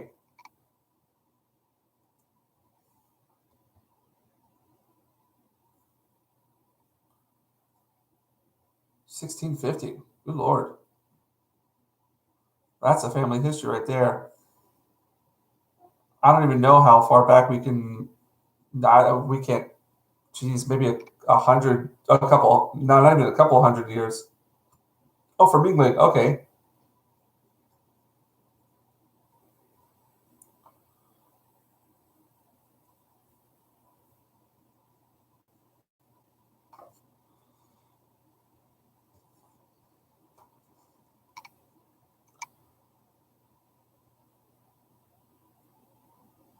Okay, okay. Now, speaking of German, I grew up in North Carolina, mainly North Carolina and Indiana. And whenever I lived in Indiana, we lived in a place called Jasper, Indiana. And it was full of German immigrants. Um, so in the school, they had like German classes. We had this Strassenfest. Yeah, it was just a lot of German aspects of daily life there that it was kind of weird. We weren't of German lineage, so I didn't really experience it. But my dad kind of talked about it, how like I felt like a bit of an outsider because we weren't of German descent. But I was too young to even recognize any of that. And it was in Jasper, Indiana, that was the point where I decided where I wanted to become an artist when I was in the third grade, elementary school.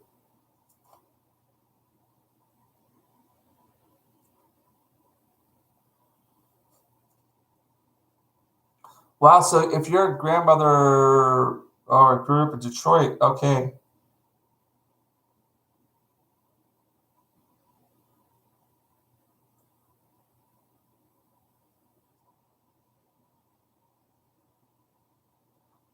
Do you have any grasp of the German language yourself, Darian?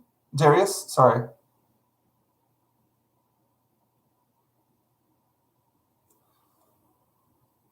That's somewhere I've always wanted to travel to is Germany. I've been to Scotland, Ireland, England, Wales, Spain, Italy. Uh, yeah, those are the only places in Europe I've been to, but I've really, really wanted to go to Germany. Germany and Holland, those are on my list. Oh, okay, okay. Yeah, 1908. That's when my grandpa was born. Yeah, he was born in 1908. And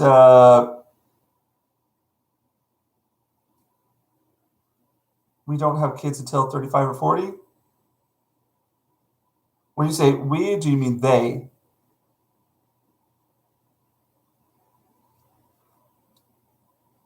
We might be in the same situation, Darius. Like, my grandpa was born in 1908.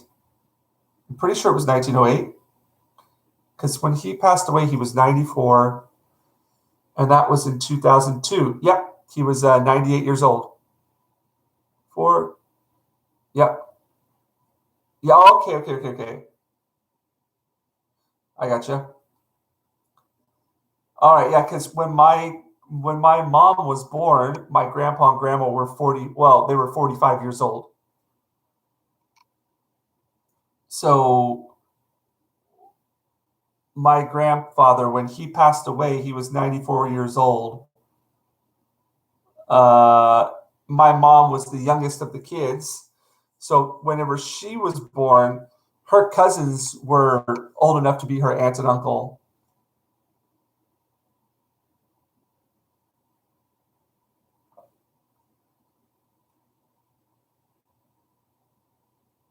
Wow, so that means your grandma and my grandpa are the same age.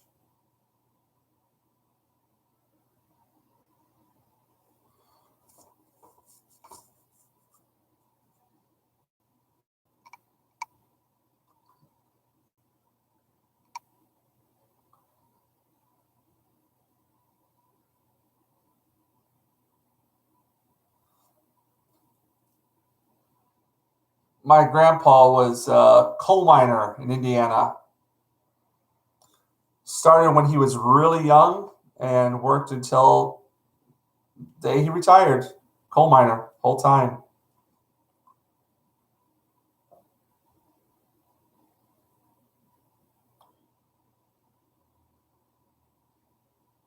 Now, our grandparents, they had to go through some crap.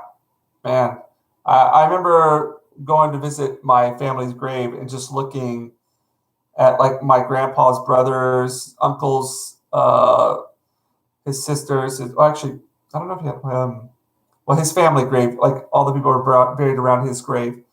And it was just like people were dying at the really young age, like, in their early teens, 20s, just from tuberculosis.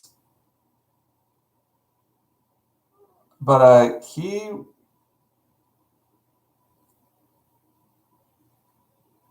yeah, definitely. That's why because the elementary school I went to in Jasper, I mean, there was Jasper names, German names everywhere. And I kind of stood out like a sore thumb there too, because a lot of people were of German descent and we weren't. And so, yeah, we kind of stood out like a sore thumb there. But that's another funny thing. When I studied in Italy for 1 month. I did an art study abroad program there for a month. And multiple times, people, Italian people would come up to me, or Italian people would come up to me, and they would say, "Sprechen Sie Deutsch?"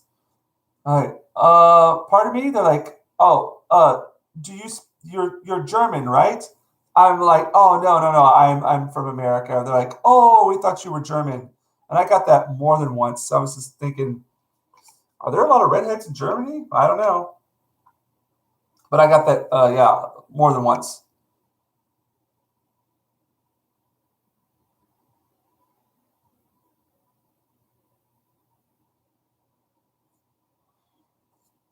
That's a cool name, man. Darius Munchausen. That's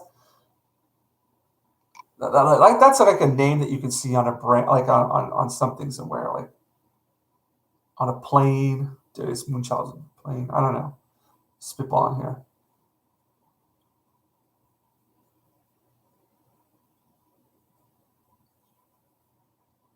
Well, one thing that I did discover from this thing tonight, I'm not really happy with this drawing, but I discovered that I don't like this brush that I brought today.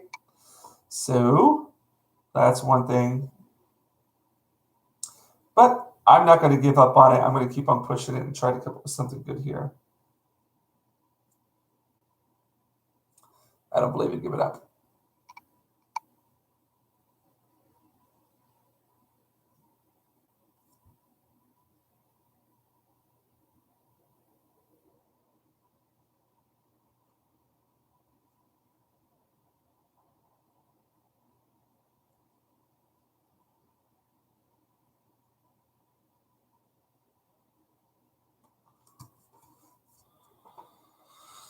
Ah, yeah, yeah, I imagine.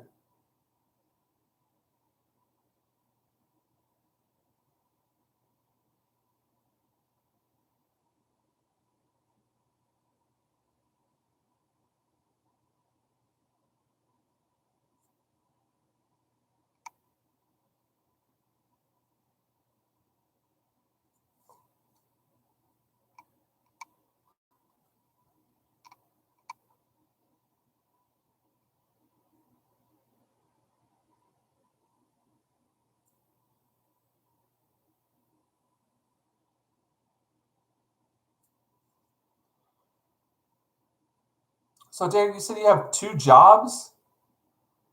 That's gotta be tough, man. Mind you, I think that's a situation that a lot of people are in nowadays. You got to work two jobs just to get by. What kind of work are you into?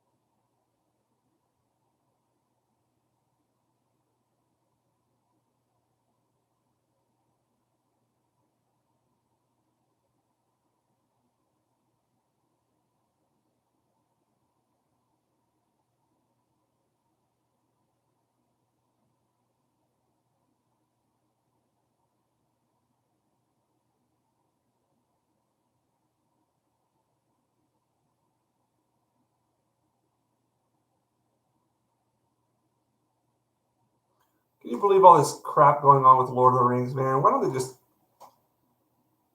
fuck off? Why are they going to go out and try to ruin everything, every single thing? I know the answer to it, but rhetorical question. Nihilism. Complete nihilism. It's so much easier to go around destroying things than it is to create something that is strong, of good quality, and will last the test of time. All right. Oh, there we go. You are a busy man. And your other job is like being on literally every single stream that I see. Oh, really? Oh, nice. That's one thing that I am completely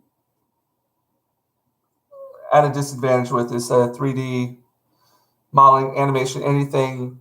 I mean, not everything involved in the computer, but I studied communication arts illustration. We had to do graphic design work. But every time I got to the computer, it's just like I froze up. For me, I enjoy getting my hands dirty, getting ink on them, paint on them. And if I sit at the computer work, it just feels static to me. But to each their own.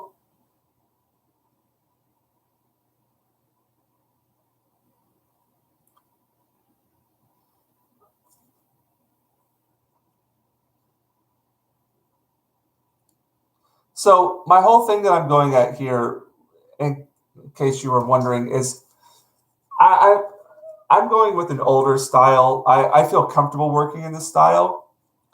Um, a lot of people have been saying, "Oh, that kind of looks like a heavy metal look to it." And to be honest, you know, I don't compare myself to any artist of that degree or caliber, but I I do find that I aspire to do work in that kind of genre and fashion. All right, motion capture technician. That sounds really cool.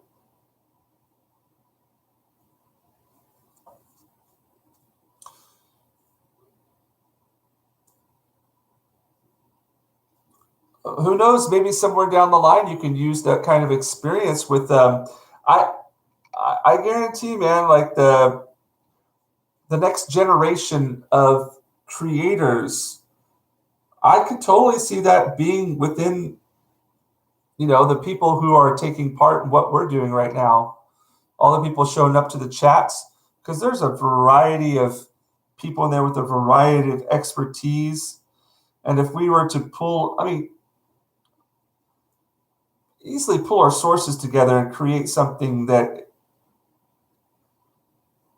is of value. I don't know about, like, if you guys, what kind of movies you like, or what's your favorite, sci-fi or fantasy or what have you. But one movie that I saw that I've watched multiple times, which I really enjoy, is The Man from Earth. Basically, no budget whatsoever, kind of a B movie, as far as not the greatest acting in the world, but just a really solid movie. I've watched it multiple times. I really enjoy it. And it had no budget whatsoever. So it can be done. I don't know. I just think that there's so much talent out there with our ranks.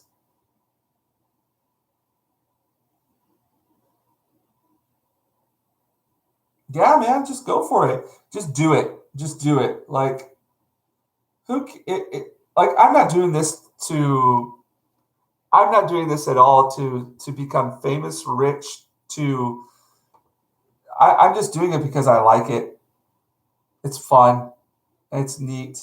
It's cool to talk to you guys while I'm sitting around here drawing, to learn. And then, if as a result of that something was to happen, well, all the better. But I'm not hanging all my hopes on it. But since I was a kid, I've wanted to do it, and it's always something I've been scared of starting. So I figured, if I'm scared to do it, I have to try it. So if you've got that talent, man, who knows? There might be somebody out there waiting right now for your expertise.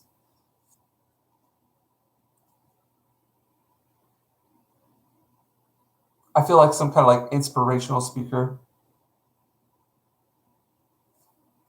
But I really believe in it. If you got the talent, do it.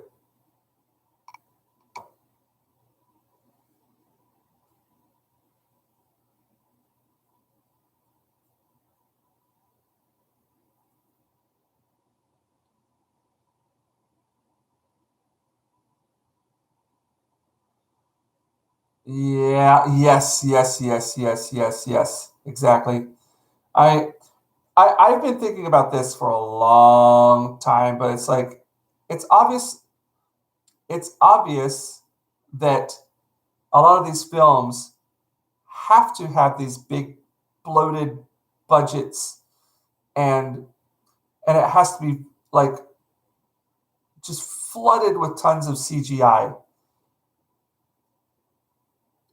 It's just, I don't have any information on that, but it just seems like it's just tons and tons and tons of CGI, like an excess of it, to the point where it's like, you don't need all that. It's just an overkill.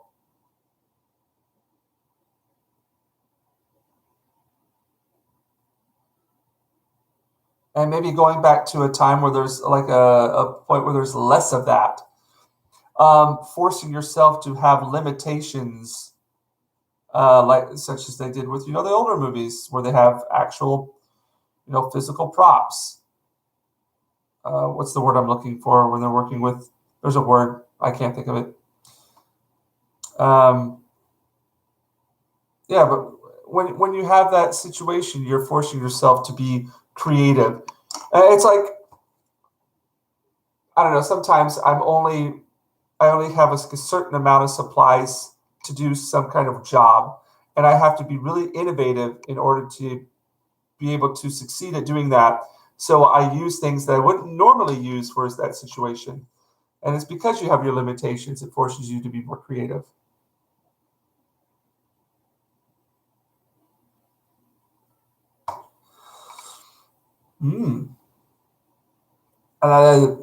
Sounds really cool, man. I would love to see that kind of stuff. I don't know. That's another reason I think this meetup in Vegas it's going to be really good for some creative exchanges as well.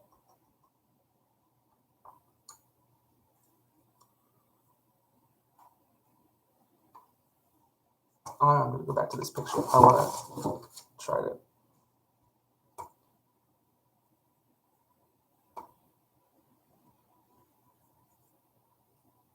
Let's go with the bigger brush.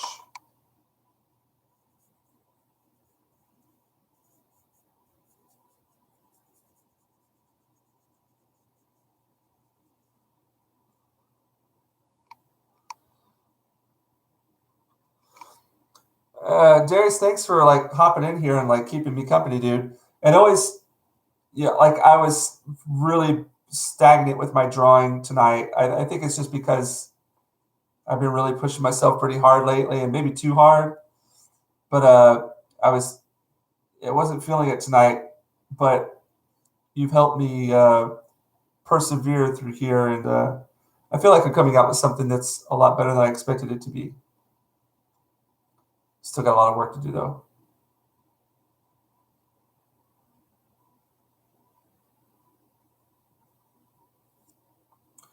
Yeah, let's see. Motion capture with real-time rendering is doable now. Okay, wow, that's really insane. My first college used to do virtual theatricality, live actors on stage with 3D characters in real-time 3D environments with 3D glasses. That just sounds, holy cow, very, very, very out of my realm of expertise. But very interesting.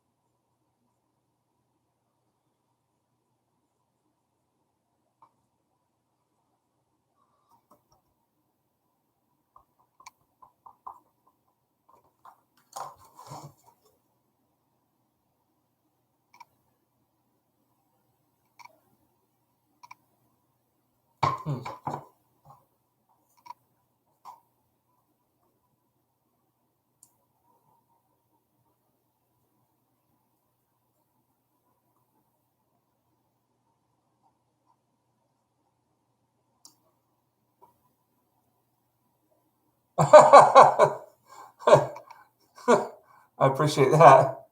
Yeah, my stream is completely just chilled out. Me, just if anybody comes in on the chat, sometimes I'll just start talking just talking to myself as well.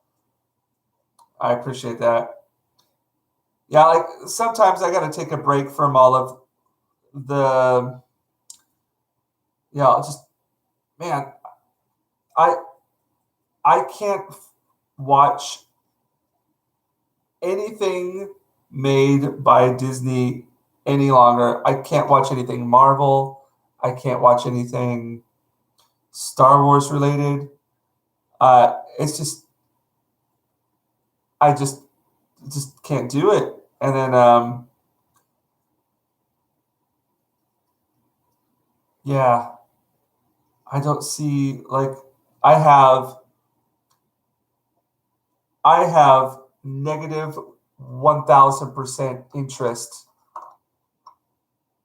Oh, thanks, man. I started off really, really, really like today. I did a live stream last night, live stream this morning, and I started working on this, and it was just really the figure down here at the bottom. I just wasn't feeling it, and I was practicing with this new pen, and it kind of got me into like a bit of a negative, not a negative mood, but just kind of like it wasn't working the way I wanted to. And when that happens, it kind of like kills the vibe. So I went back to traditional brush, traditional fountain pen with the with my nib in it. And to me, I just feel more comfortable working with these. And again, like with this brush that I got here, it's Copic friendly, but I have a friend who's also a very good artist, and he likes to use them. So I thought I'd give him a shot. But yeah, maybe I just need more practice with them. But I feel more comfortable just using a regular old paintbrush. But yeah. Yeah, I hear people doing like reviews of Loki and stuff, and I know they have to do it because the fans are interested in hearing about it, what have you.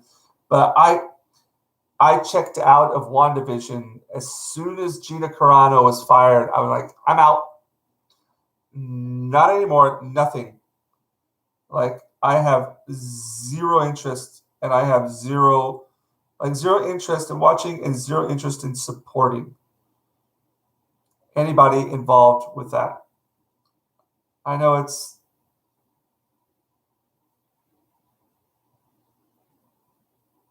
yeah, it's just unfortunate, but I've decided to dedicate my time and my energy to improving myself.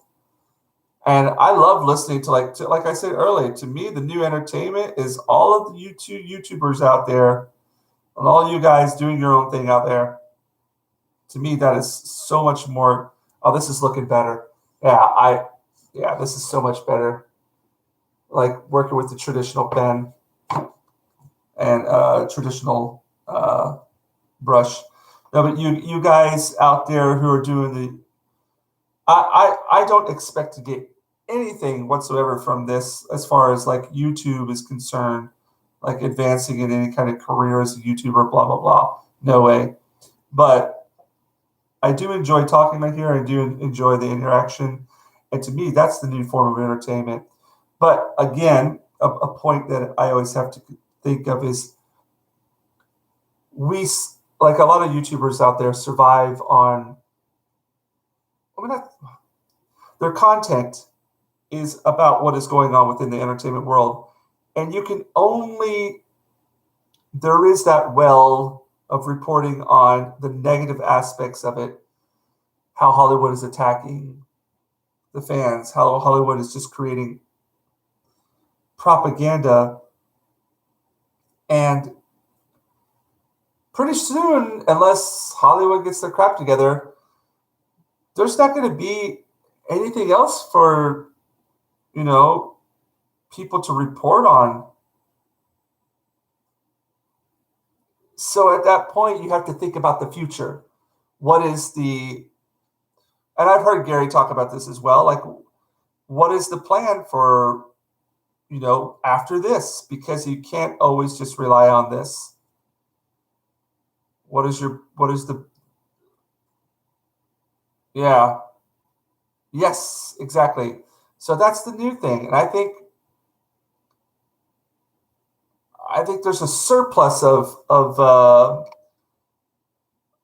creative ability out there that needs to be, that can be harnessed. That could be the new wave of entertainment, what have you. And I think it could be very exciting. It could be new renaissance.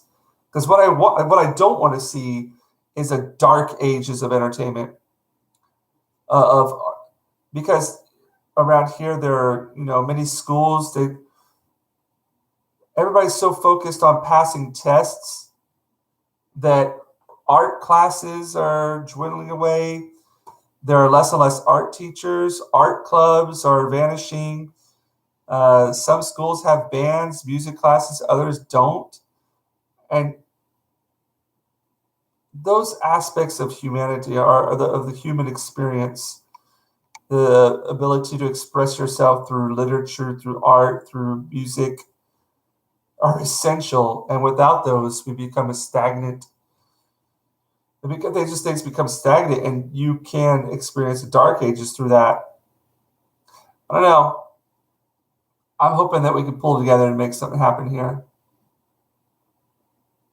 And if I can make I can throw out super chats and stuff, but I feel like I could do more than just that. So that's what I'm doing here. I'm just trying to better myself, hone in my skills, refine them to a point where I might be able to make a contribution in the future to some kind of product, creative product. I would love to be involved with that. So I don't know, maybe this is just like me creating a portfolio in real time. I don't know. But yeah, the indie creators, man, it's the way to go. Because all this,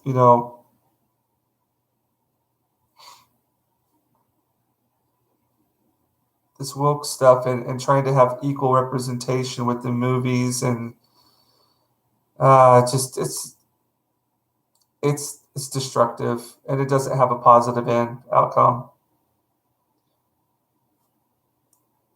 But hey, that makes me excited about the future.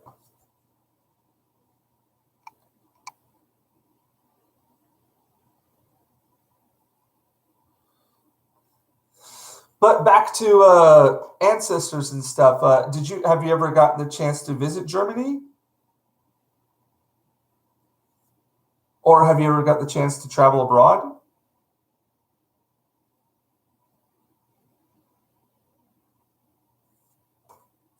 Oh, by the way, just to throw it out there, I know Japan's not allowing any foreigners to come into the country as of now, but when they do open up the borders again,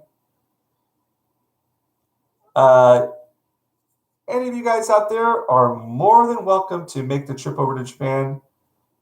And you not only do you have a personal translator, guide, but you also have a place to stay.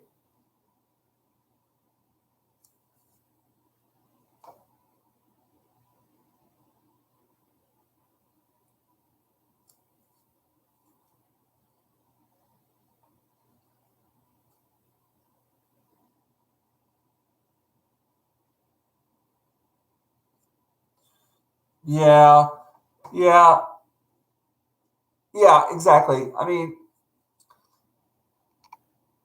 nothing good lasts forever, and it is. Um, things form and things break apart, and hopefully that will be the result there.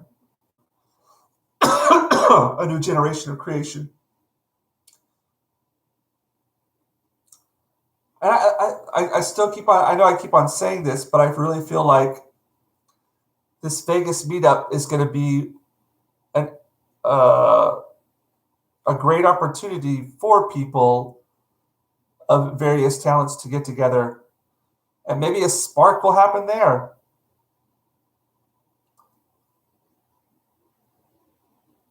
It'll be like years from now. You remember the great? Oh no, that's well, the Vegas meetup. You remember how blah blah blah blah blah met there, and then they started up the creative ideas started sparking there. Oh, at Adidas. Yeah, I think many people probably see that and they think, oh, this guy must be there right now. I mean, I'm guilty of that. Um,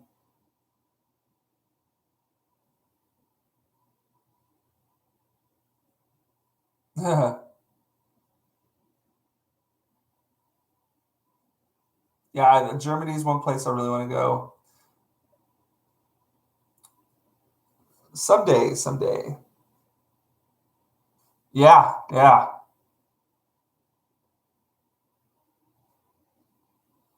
So yeah, I mean, you can't just rely on reporting and I'm not critiquing anybody else. I'm just speaking of what I'm thinking here. Like reporting on and basing a lot of your material on the faults of Hollywood. How did I end up in Japan? That's the $1,000,000 question. Okay, short story. Actually, there is no short story. I studied. I used to have a girlfriend in high school. I don't know. Maybe she's listening right now. And her mother is from Okinawa. And when we were dating, I got introduced to Japan through that. And when I went to college, I saw that my university had a Japanese course. So I was like, okay. It was just electives. There was 4 classes, like Japanese 1, 2, 3, and 4. So I took all 4 of those classes in 2 years. And at the end, at the middle of my second year, we had a representative from our sister university, which was in Osaka University of Education. They came and did like a little presentation. Oh man, I'm really starting to like this drawing. All right, what should we call it? And they said, we've got a scholarship for anybody who wants to study there. And without even batting an eye, they said, is anybody interested in this? And I just found myself raising my hand. Didn't even think about it. And they're like, okay, well, let's have a talk. And then they told me about what the deal was. And I applied for the scholarship, got it, ended up studying in Osaka for a year, went back to the States, finished college. And the only thing I wanted to do was to go to Japan. I was like, I got to get back to Japan somehow. And I ended up getting here through the JET program, which is the JET program. They basically find people to teach English at schools here, and they also find CIRs, which are Coordinator of International Relations. And I got that position.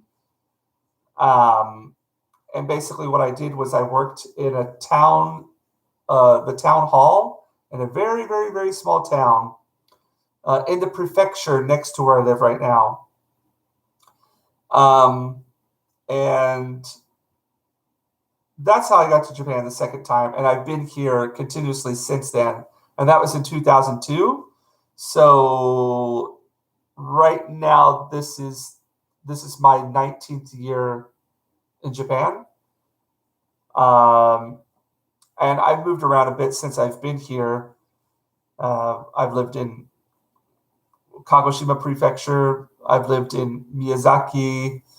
And now I live in a place called Miyakonojo, which is famous for its beef, its pork, its free-range chicken, and its big-ass shochu factory. And shochu is basically a potato-based moonshine kind of liquor that they make here.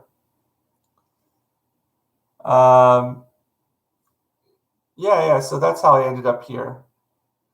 And I ended up living at the place I do now because of my wife's job. Almost not every occupation in Japan, but a large amount of occupations in Japan. Sugoi, arigato. I don't know if it's sugoi or not, but there are many foreigners here who have similar stories to me. It's just like they never thought in a million years they would be living in Japan. And the next thing you know, they've been living here for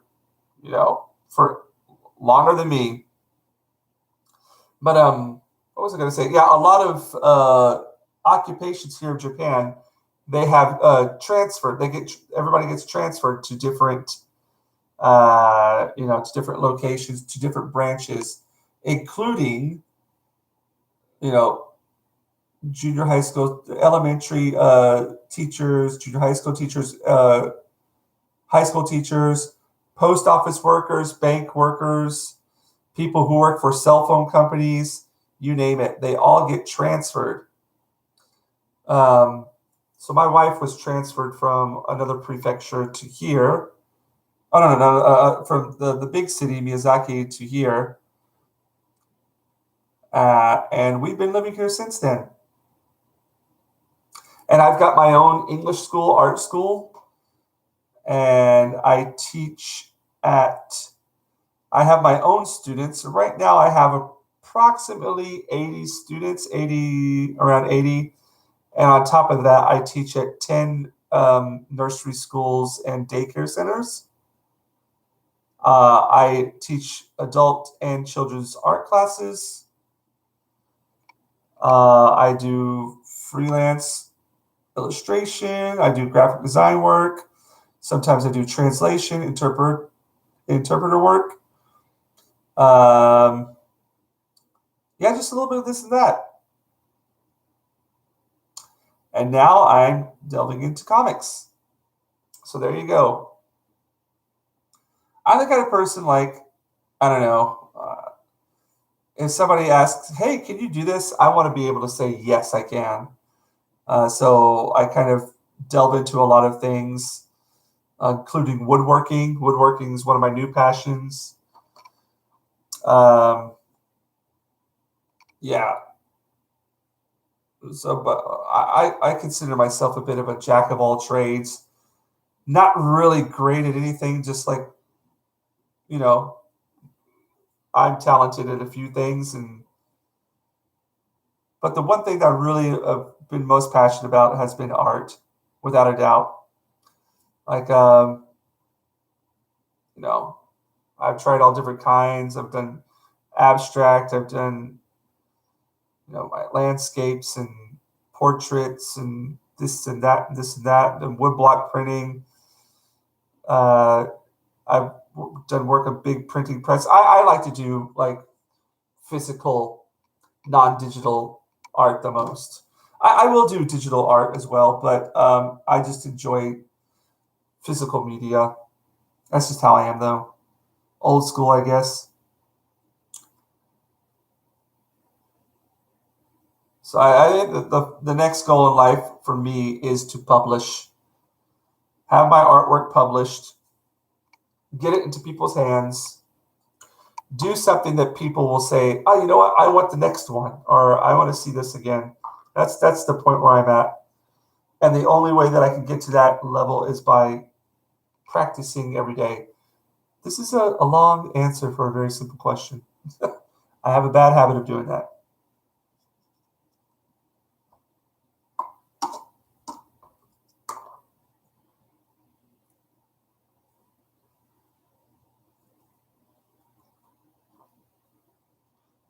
Oh, shoot.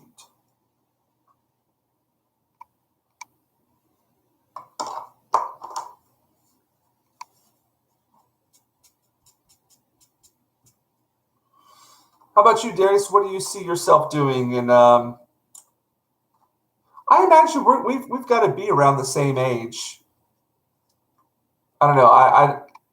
Japanese people over here in Japan, people always ask each other their ages. Oh, yeah, there we go. I just have a habit of just going on a tangent. In Japan, a lot of times people ask about each other ages because we have the whole senpai kohai system over here. I don't know if you know what senpai kohai means, but it's basically the elder. The senpai is kind of like the elder classman, and the kohai is the junior member of a whatever. But oh, thanks for the thumbs up. Yeah, so a lot of people over here, they'll ask you your age, whereas I find the States, I don't know. But I'm imagining that we're probably close in age, seeing as how, I don't know, I'm 42, turning 43. Not that age really matters much.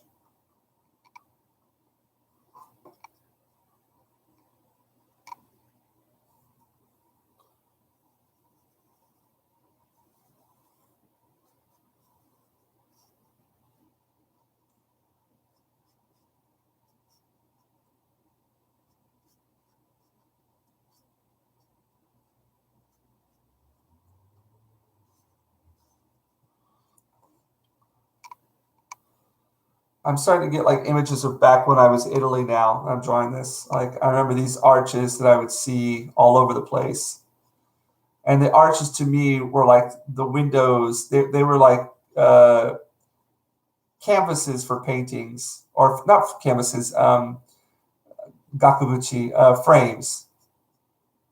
It seemed like frames for paintings. So I'm putting like a little archway back here. This is more of just like a basic one. I'm not really going all sci-fi or anything on this one. I find I've been doing that a lot lately, so I'm just, maybe I could. Yeah. I'm kind of in the same boat with you there. Like, I want to do something. I mean, I'm working now. I'm working with a couple of people on projects, but somewhere down the line, I want to be able to use my talents to do everything. Like I want to do the story. I want to do all the artwork. I want to do, be in charge of all the printing, do the whole, just it all. But while I say that, I realize that it's a lot of work, and it helps to be a team player. And that's something I need to also practice at doing, because I like to do things my way. And so it's something I need to practice at. But yeah, I understand where you're coming from there. You want to make something completely by yourself, something that's purely you. You can say that, yes, this is mine. It's my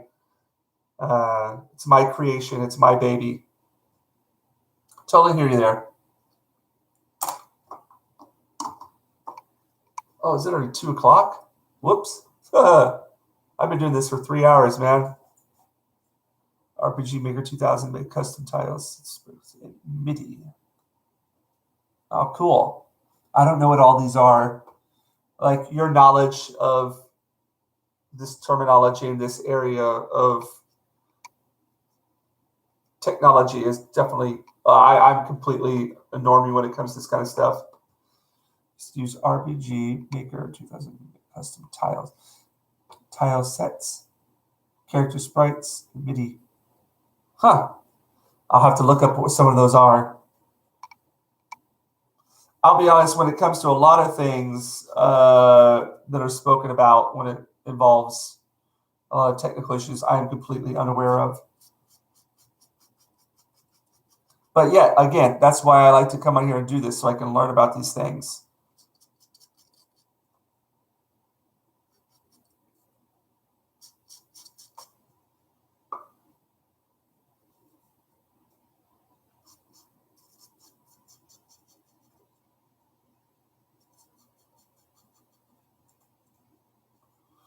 All right, this is coming along now, this picture. I appreciate, Darius.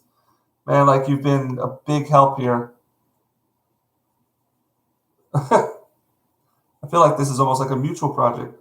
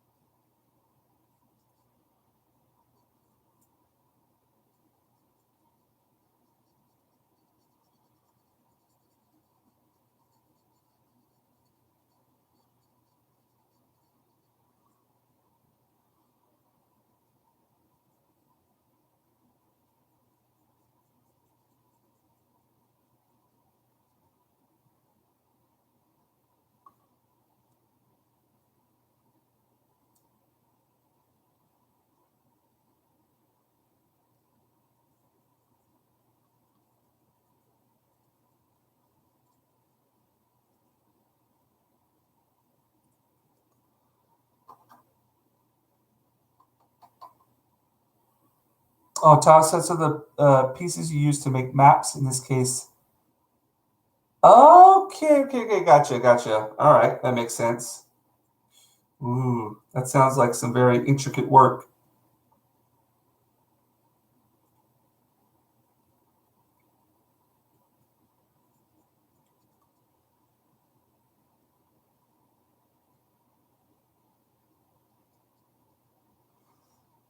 speaking of,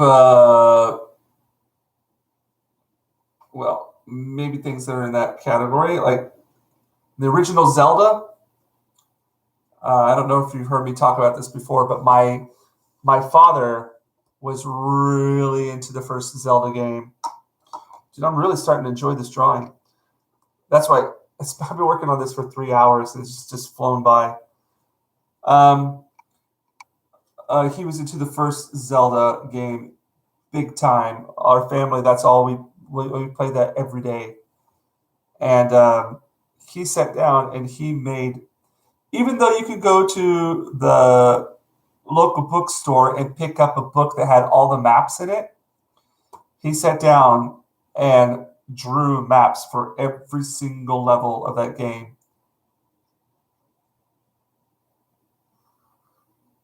And we would use those while we were playing the game. He had them all like in a binder.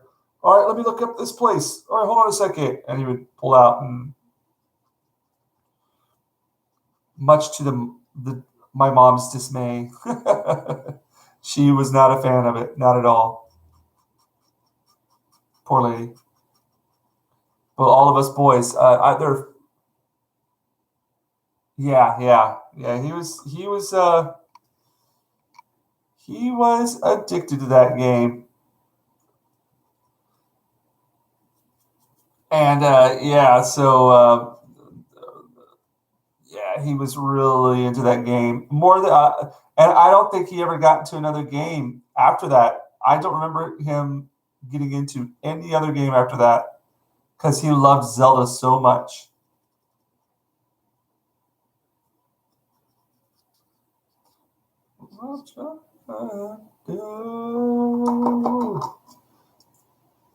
It's a good song.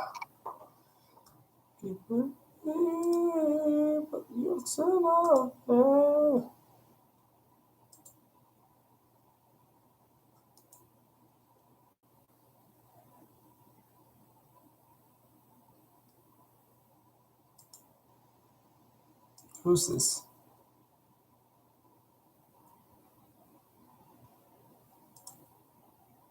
Why do people have to? I will never understand why people feel the need to put masks on in their profile pictures. I can't open up Facebook anymore. I see all these people that I know. And I'm not going to get into it. It just pisses me off. But yeah, so is that kind of what you're involved with in the SNES style RPG environments? Is that, again, I'm not a huge gamer at all. I haven't really picked up a video game for as long as I can remember. But watching all these guys get really into it makes me want to try it again.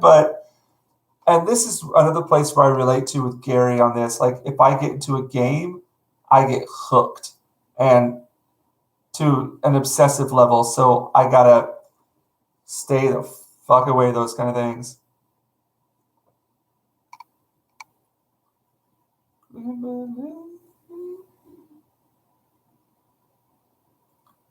So me, what I'm really into right now is darts. I love playing darts.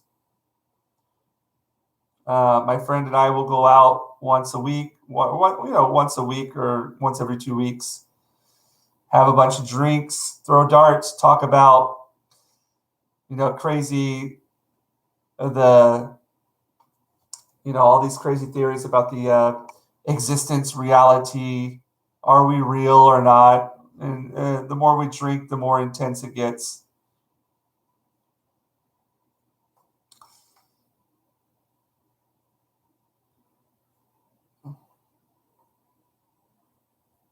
Darius, have you ever been on anybody's streams? Like, have you hopped onto anybody's streams and appeared on them or done your own? I know you said you haven't made any YouTube videos.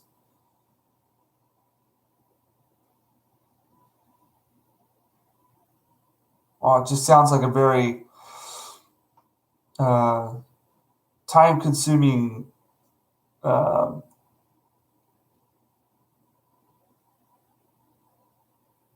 time consuming, yeah, very yeah, challenging task, to say the least. I wouldn't even know where to start.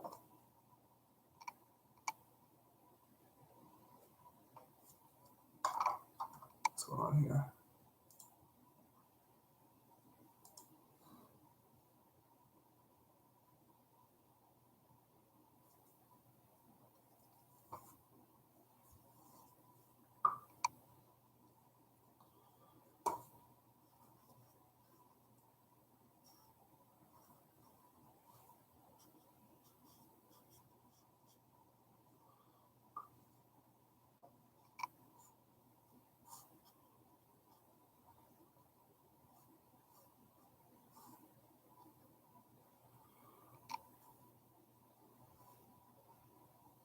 Oh, cool, cool. I'll have to check out some of those streams then. At some point, I would. I'm just throwing this out there as well. At some point, I would like to invite more people on to interview them or be on my streams, and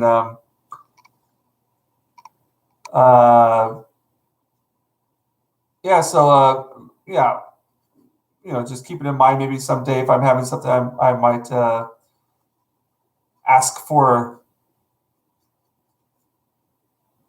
yeah, you guys, somebody to show on, or what have you. I had Kate on a while back, and that was really fun. I enjoyed, of course, I love talking about my own experiences or what have you, but I really enjoy asking people about their own and finding out. Oh, cool. Man, you're a bit of, like, you're everywhere, man. I always see you on the streams, like in the chats. Very, very admirable.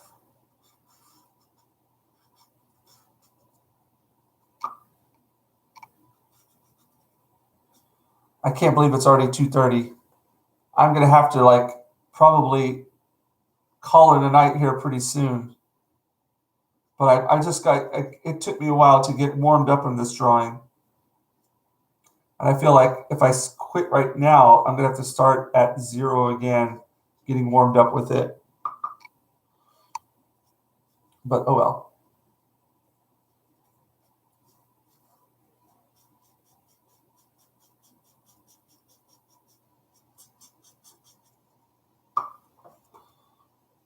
Jesse Miller at the Crow's Nest. He lets anybody on. Okay.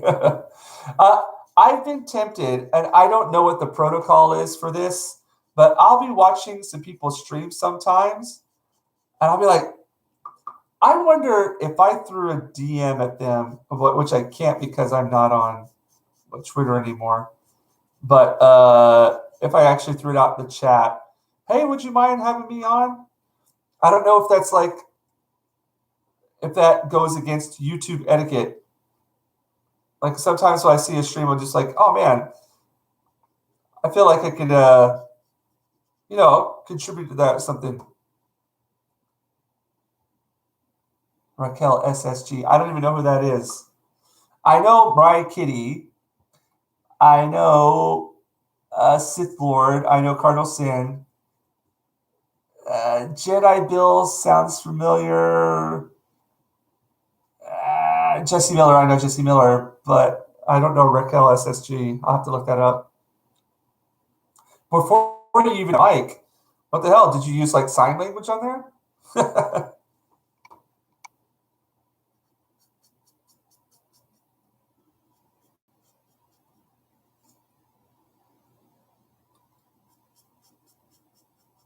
I'm using my camera mic, by the way, because I didn't notice that.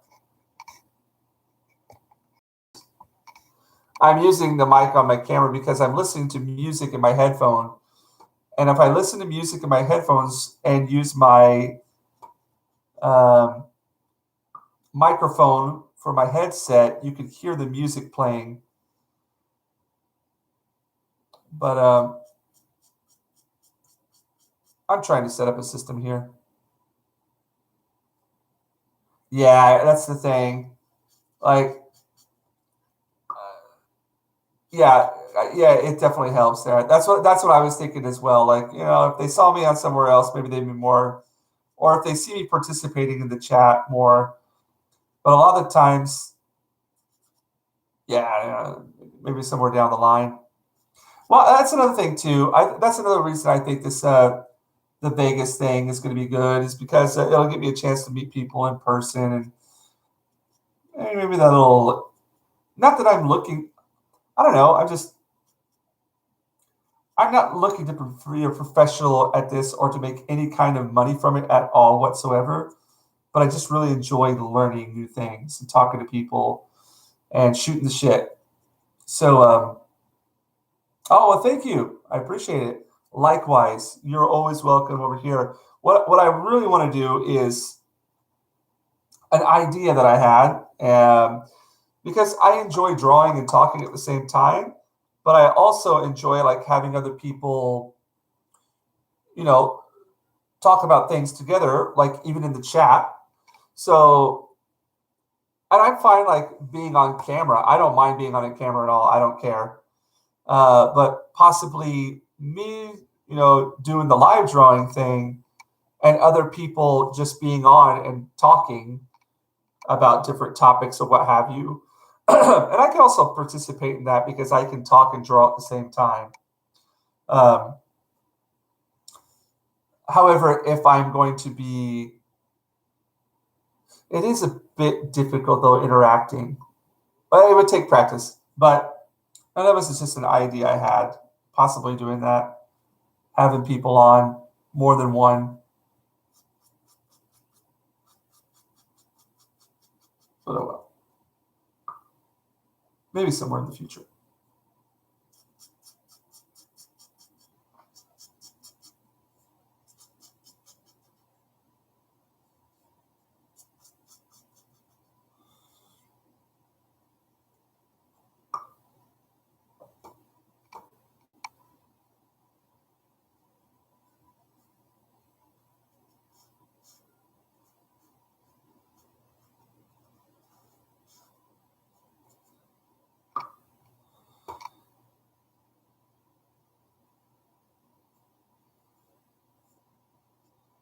Yeah, I go on Gary's the member stream, but that's a different kind of setup there.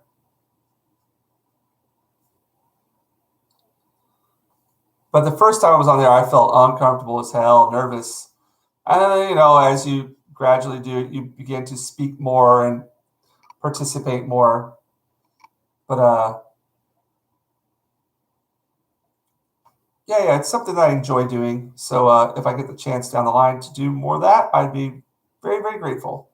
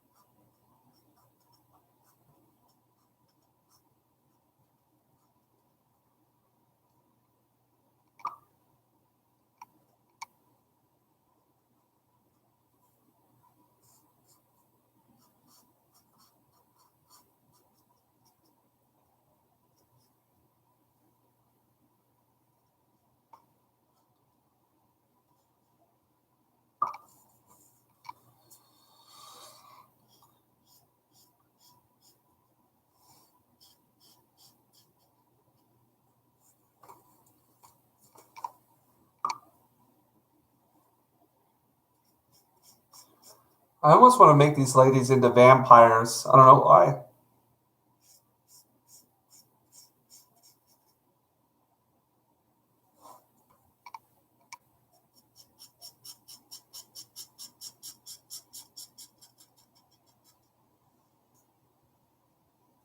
Maybe I should make them into vampires. Why not?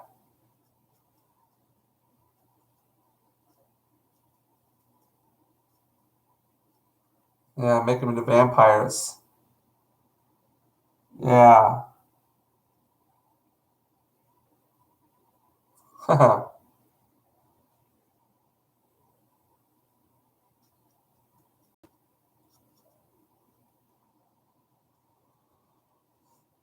that's cool. Okay, so this is going to be a science, a fantasy kind of one. All of this water coming down is going to be rivers of blood. They're going to be bathing in the blood. All right. Maybe it's the lateness of the hour that's got me doing this.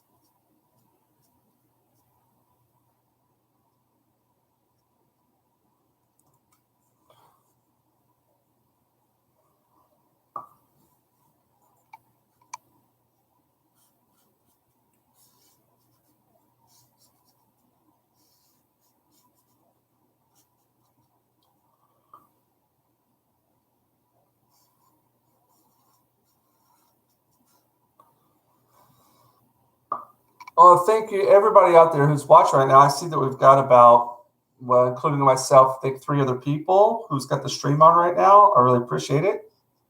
I think I'm about ready to call it a night. It's almost 2:40 at night, and I've been doing this for almost 3.5 hours now. I apologize. It took a little bit for me to get the engine rolling today, or the ball rolling, the engine started. But I'm feeling a lot better about the drawing, and I might have some time to work on it tomorrow. So if I do, I'll hop on here again, and you guys are more than welcome to come by and say hello in the chat and ask any questions, have a little chin waggle. I'm always up for that. I like to draw and talk at the same time, so don't hesitate at all. Feel free to comment, to critique, to give suggestions, to compliment the hell out of me. Nah, just joking about that. But yeah, it's been a good one. Darius, thanks for chilling out there this whole time. I really, really appreciate it. Yeah, do itashimashite. Do itashimashite. So I'm going to go ahead and call it a night here. Here's some detail of what I'm going to turn these into vampires. I decided here at the last minute. It was by mistake. I made a mistake with the painting on here. And I looked at it, was like, oh, wow, looks like it's got some blood on her. So these are going to be 2 vampiresses bathing in pools of blood. So yeah, there we go. That's it for tonight. Thanks again. Sayonara. Mata kondo. Until next time. Take it easy, guys. Peace.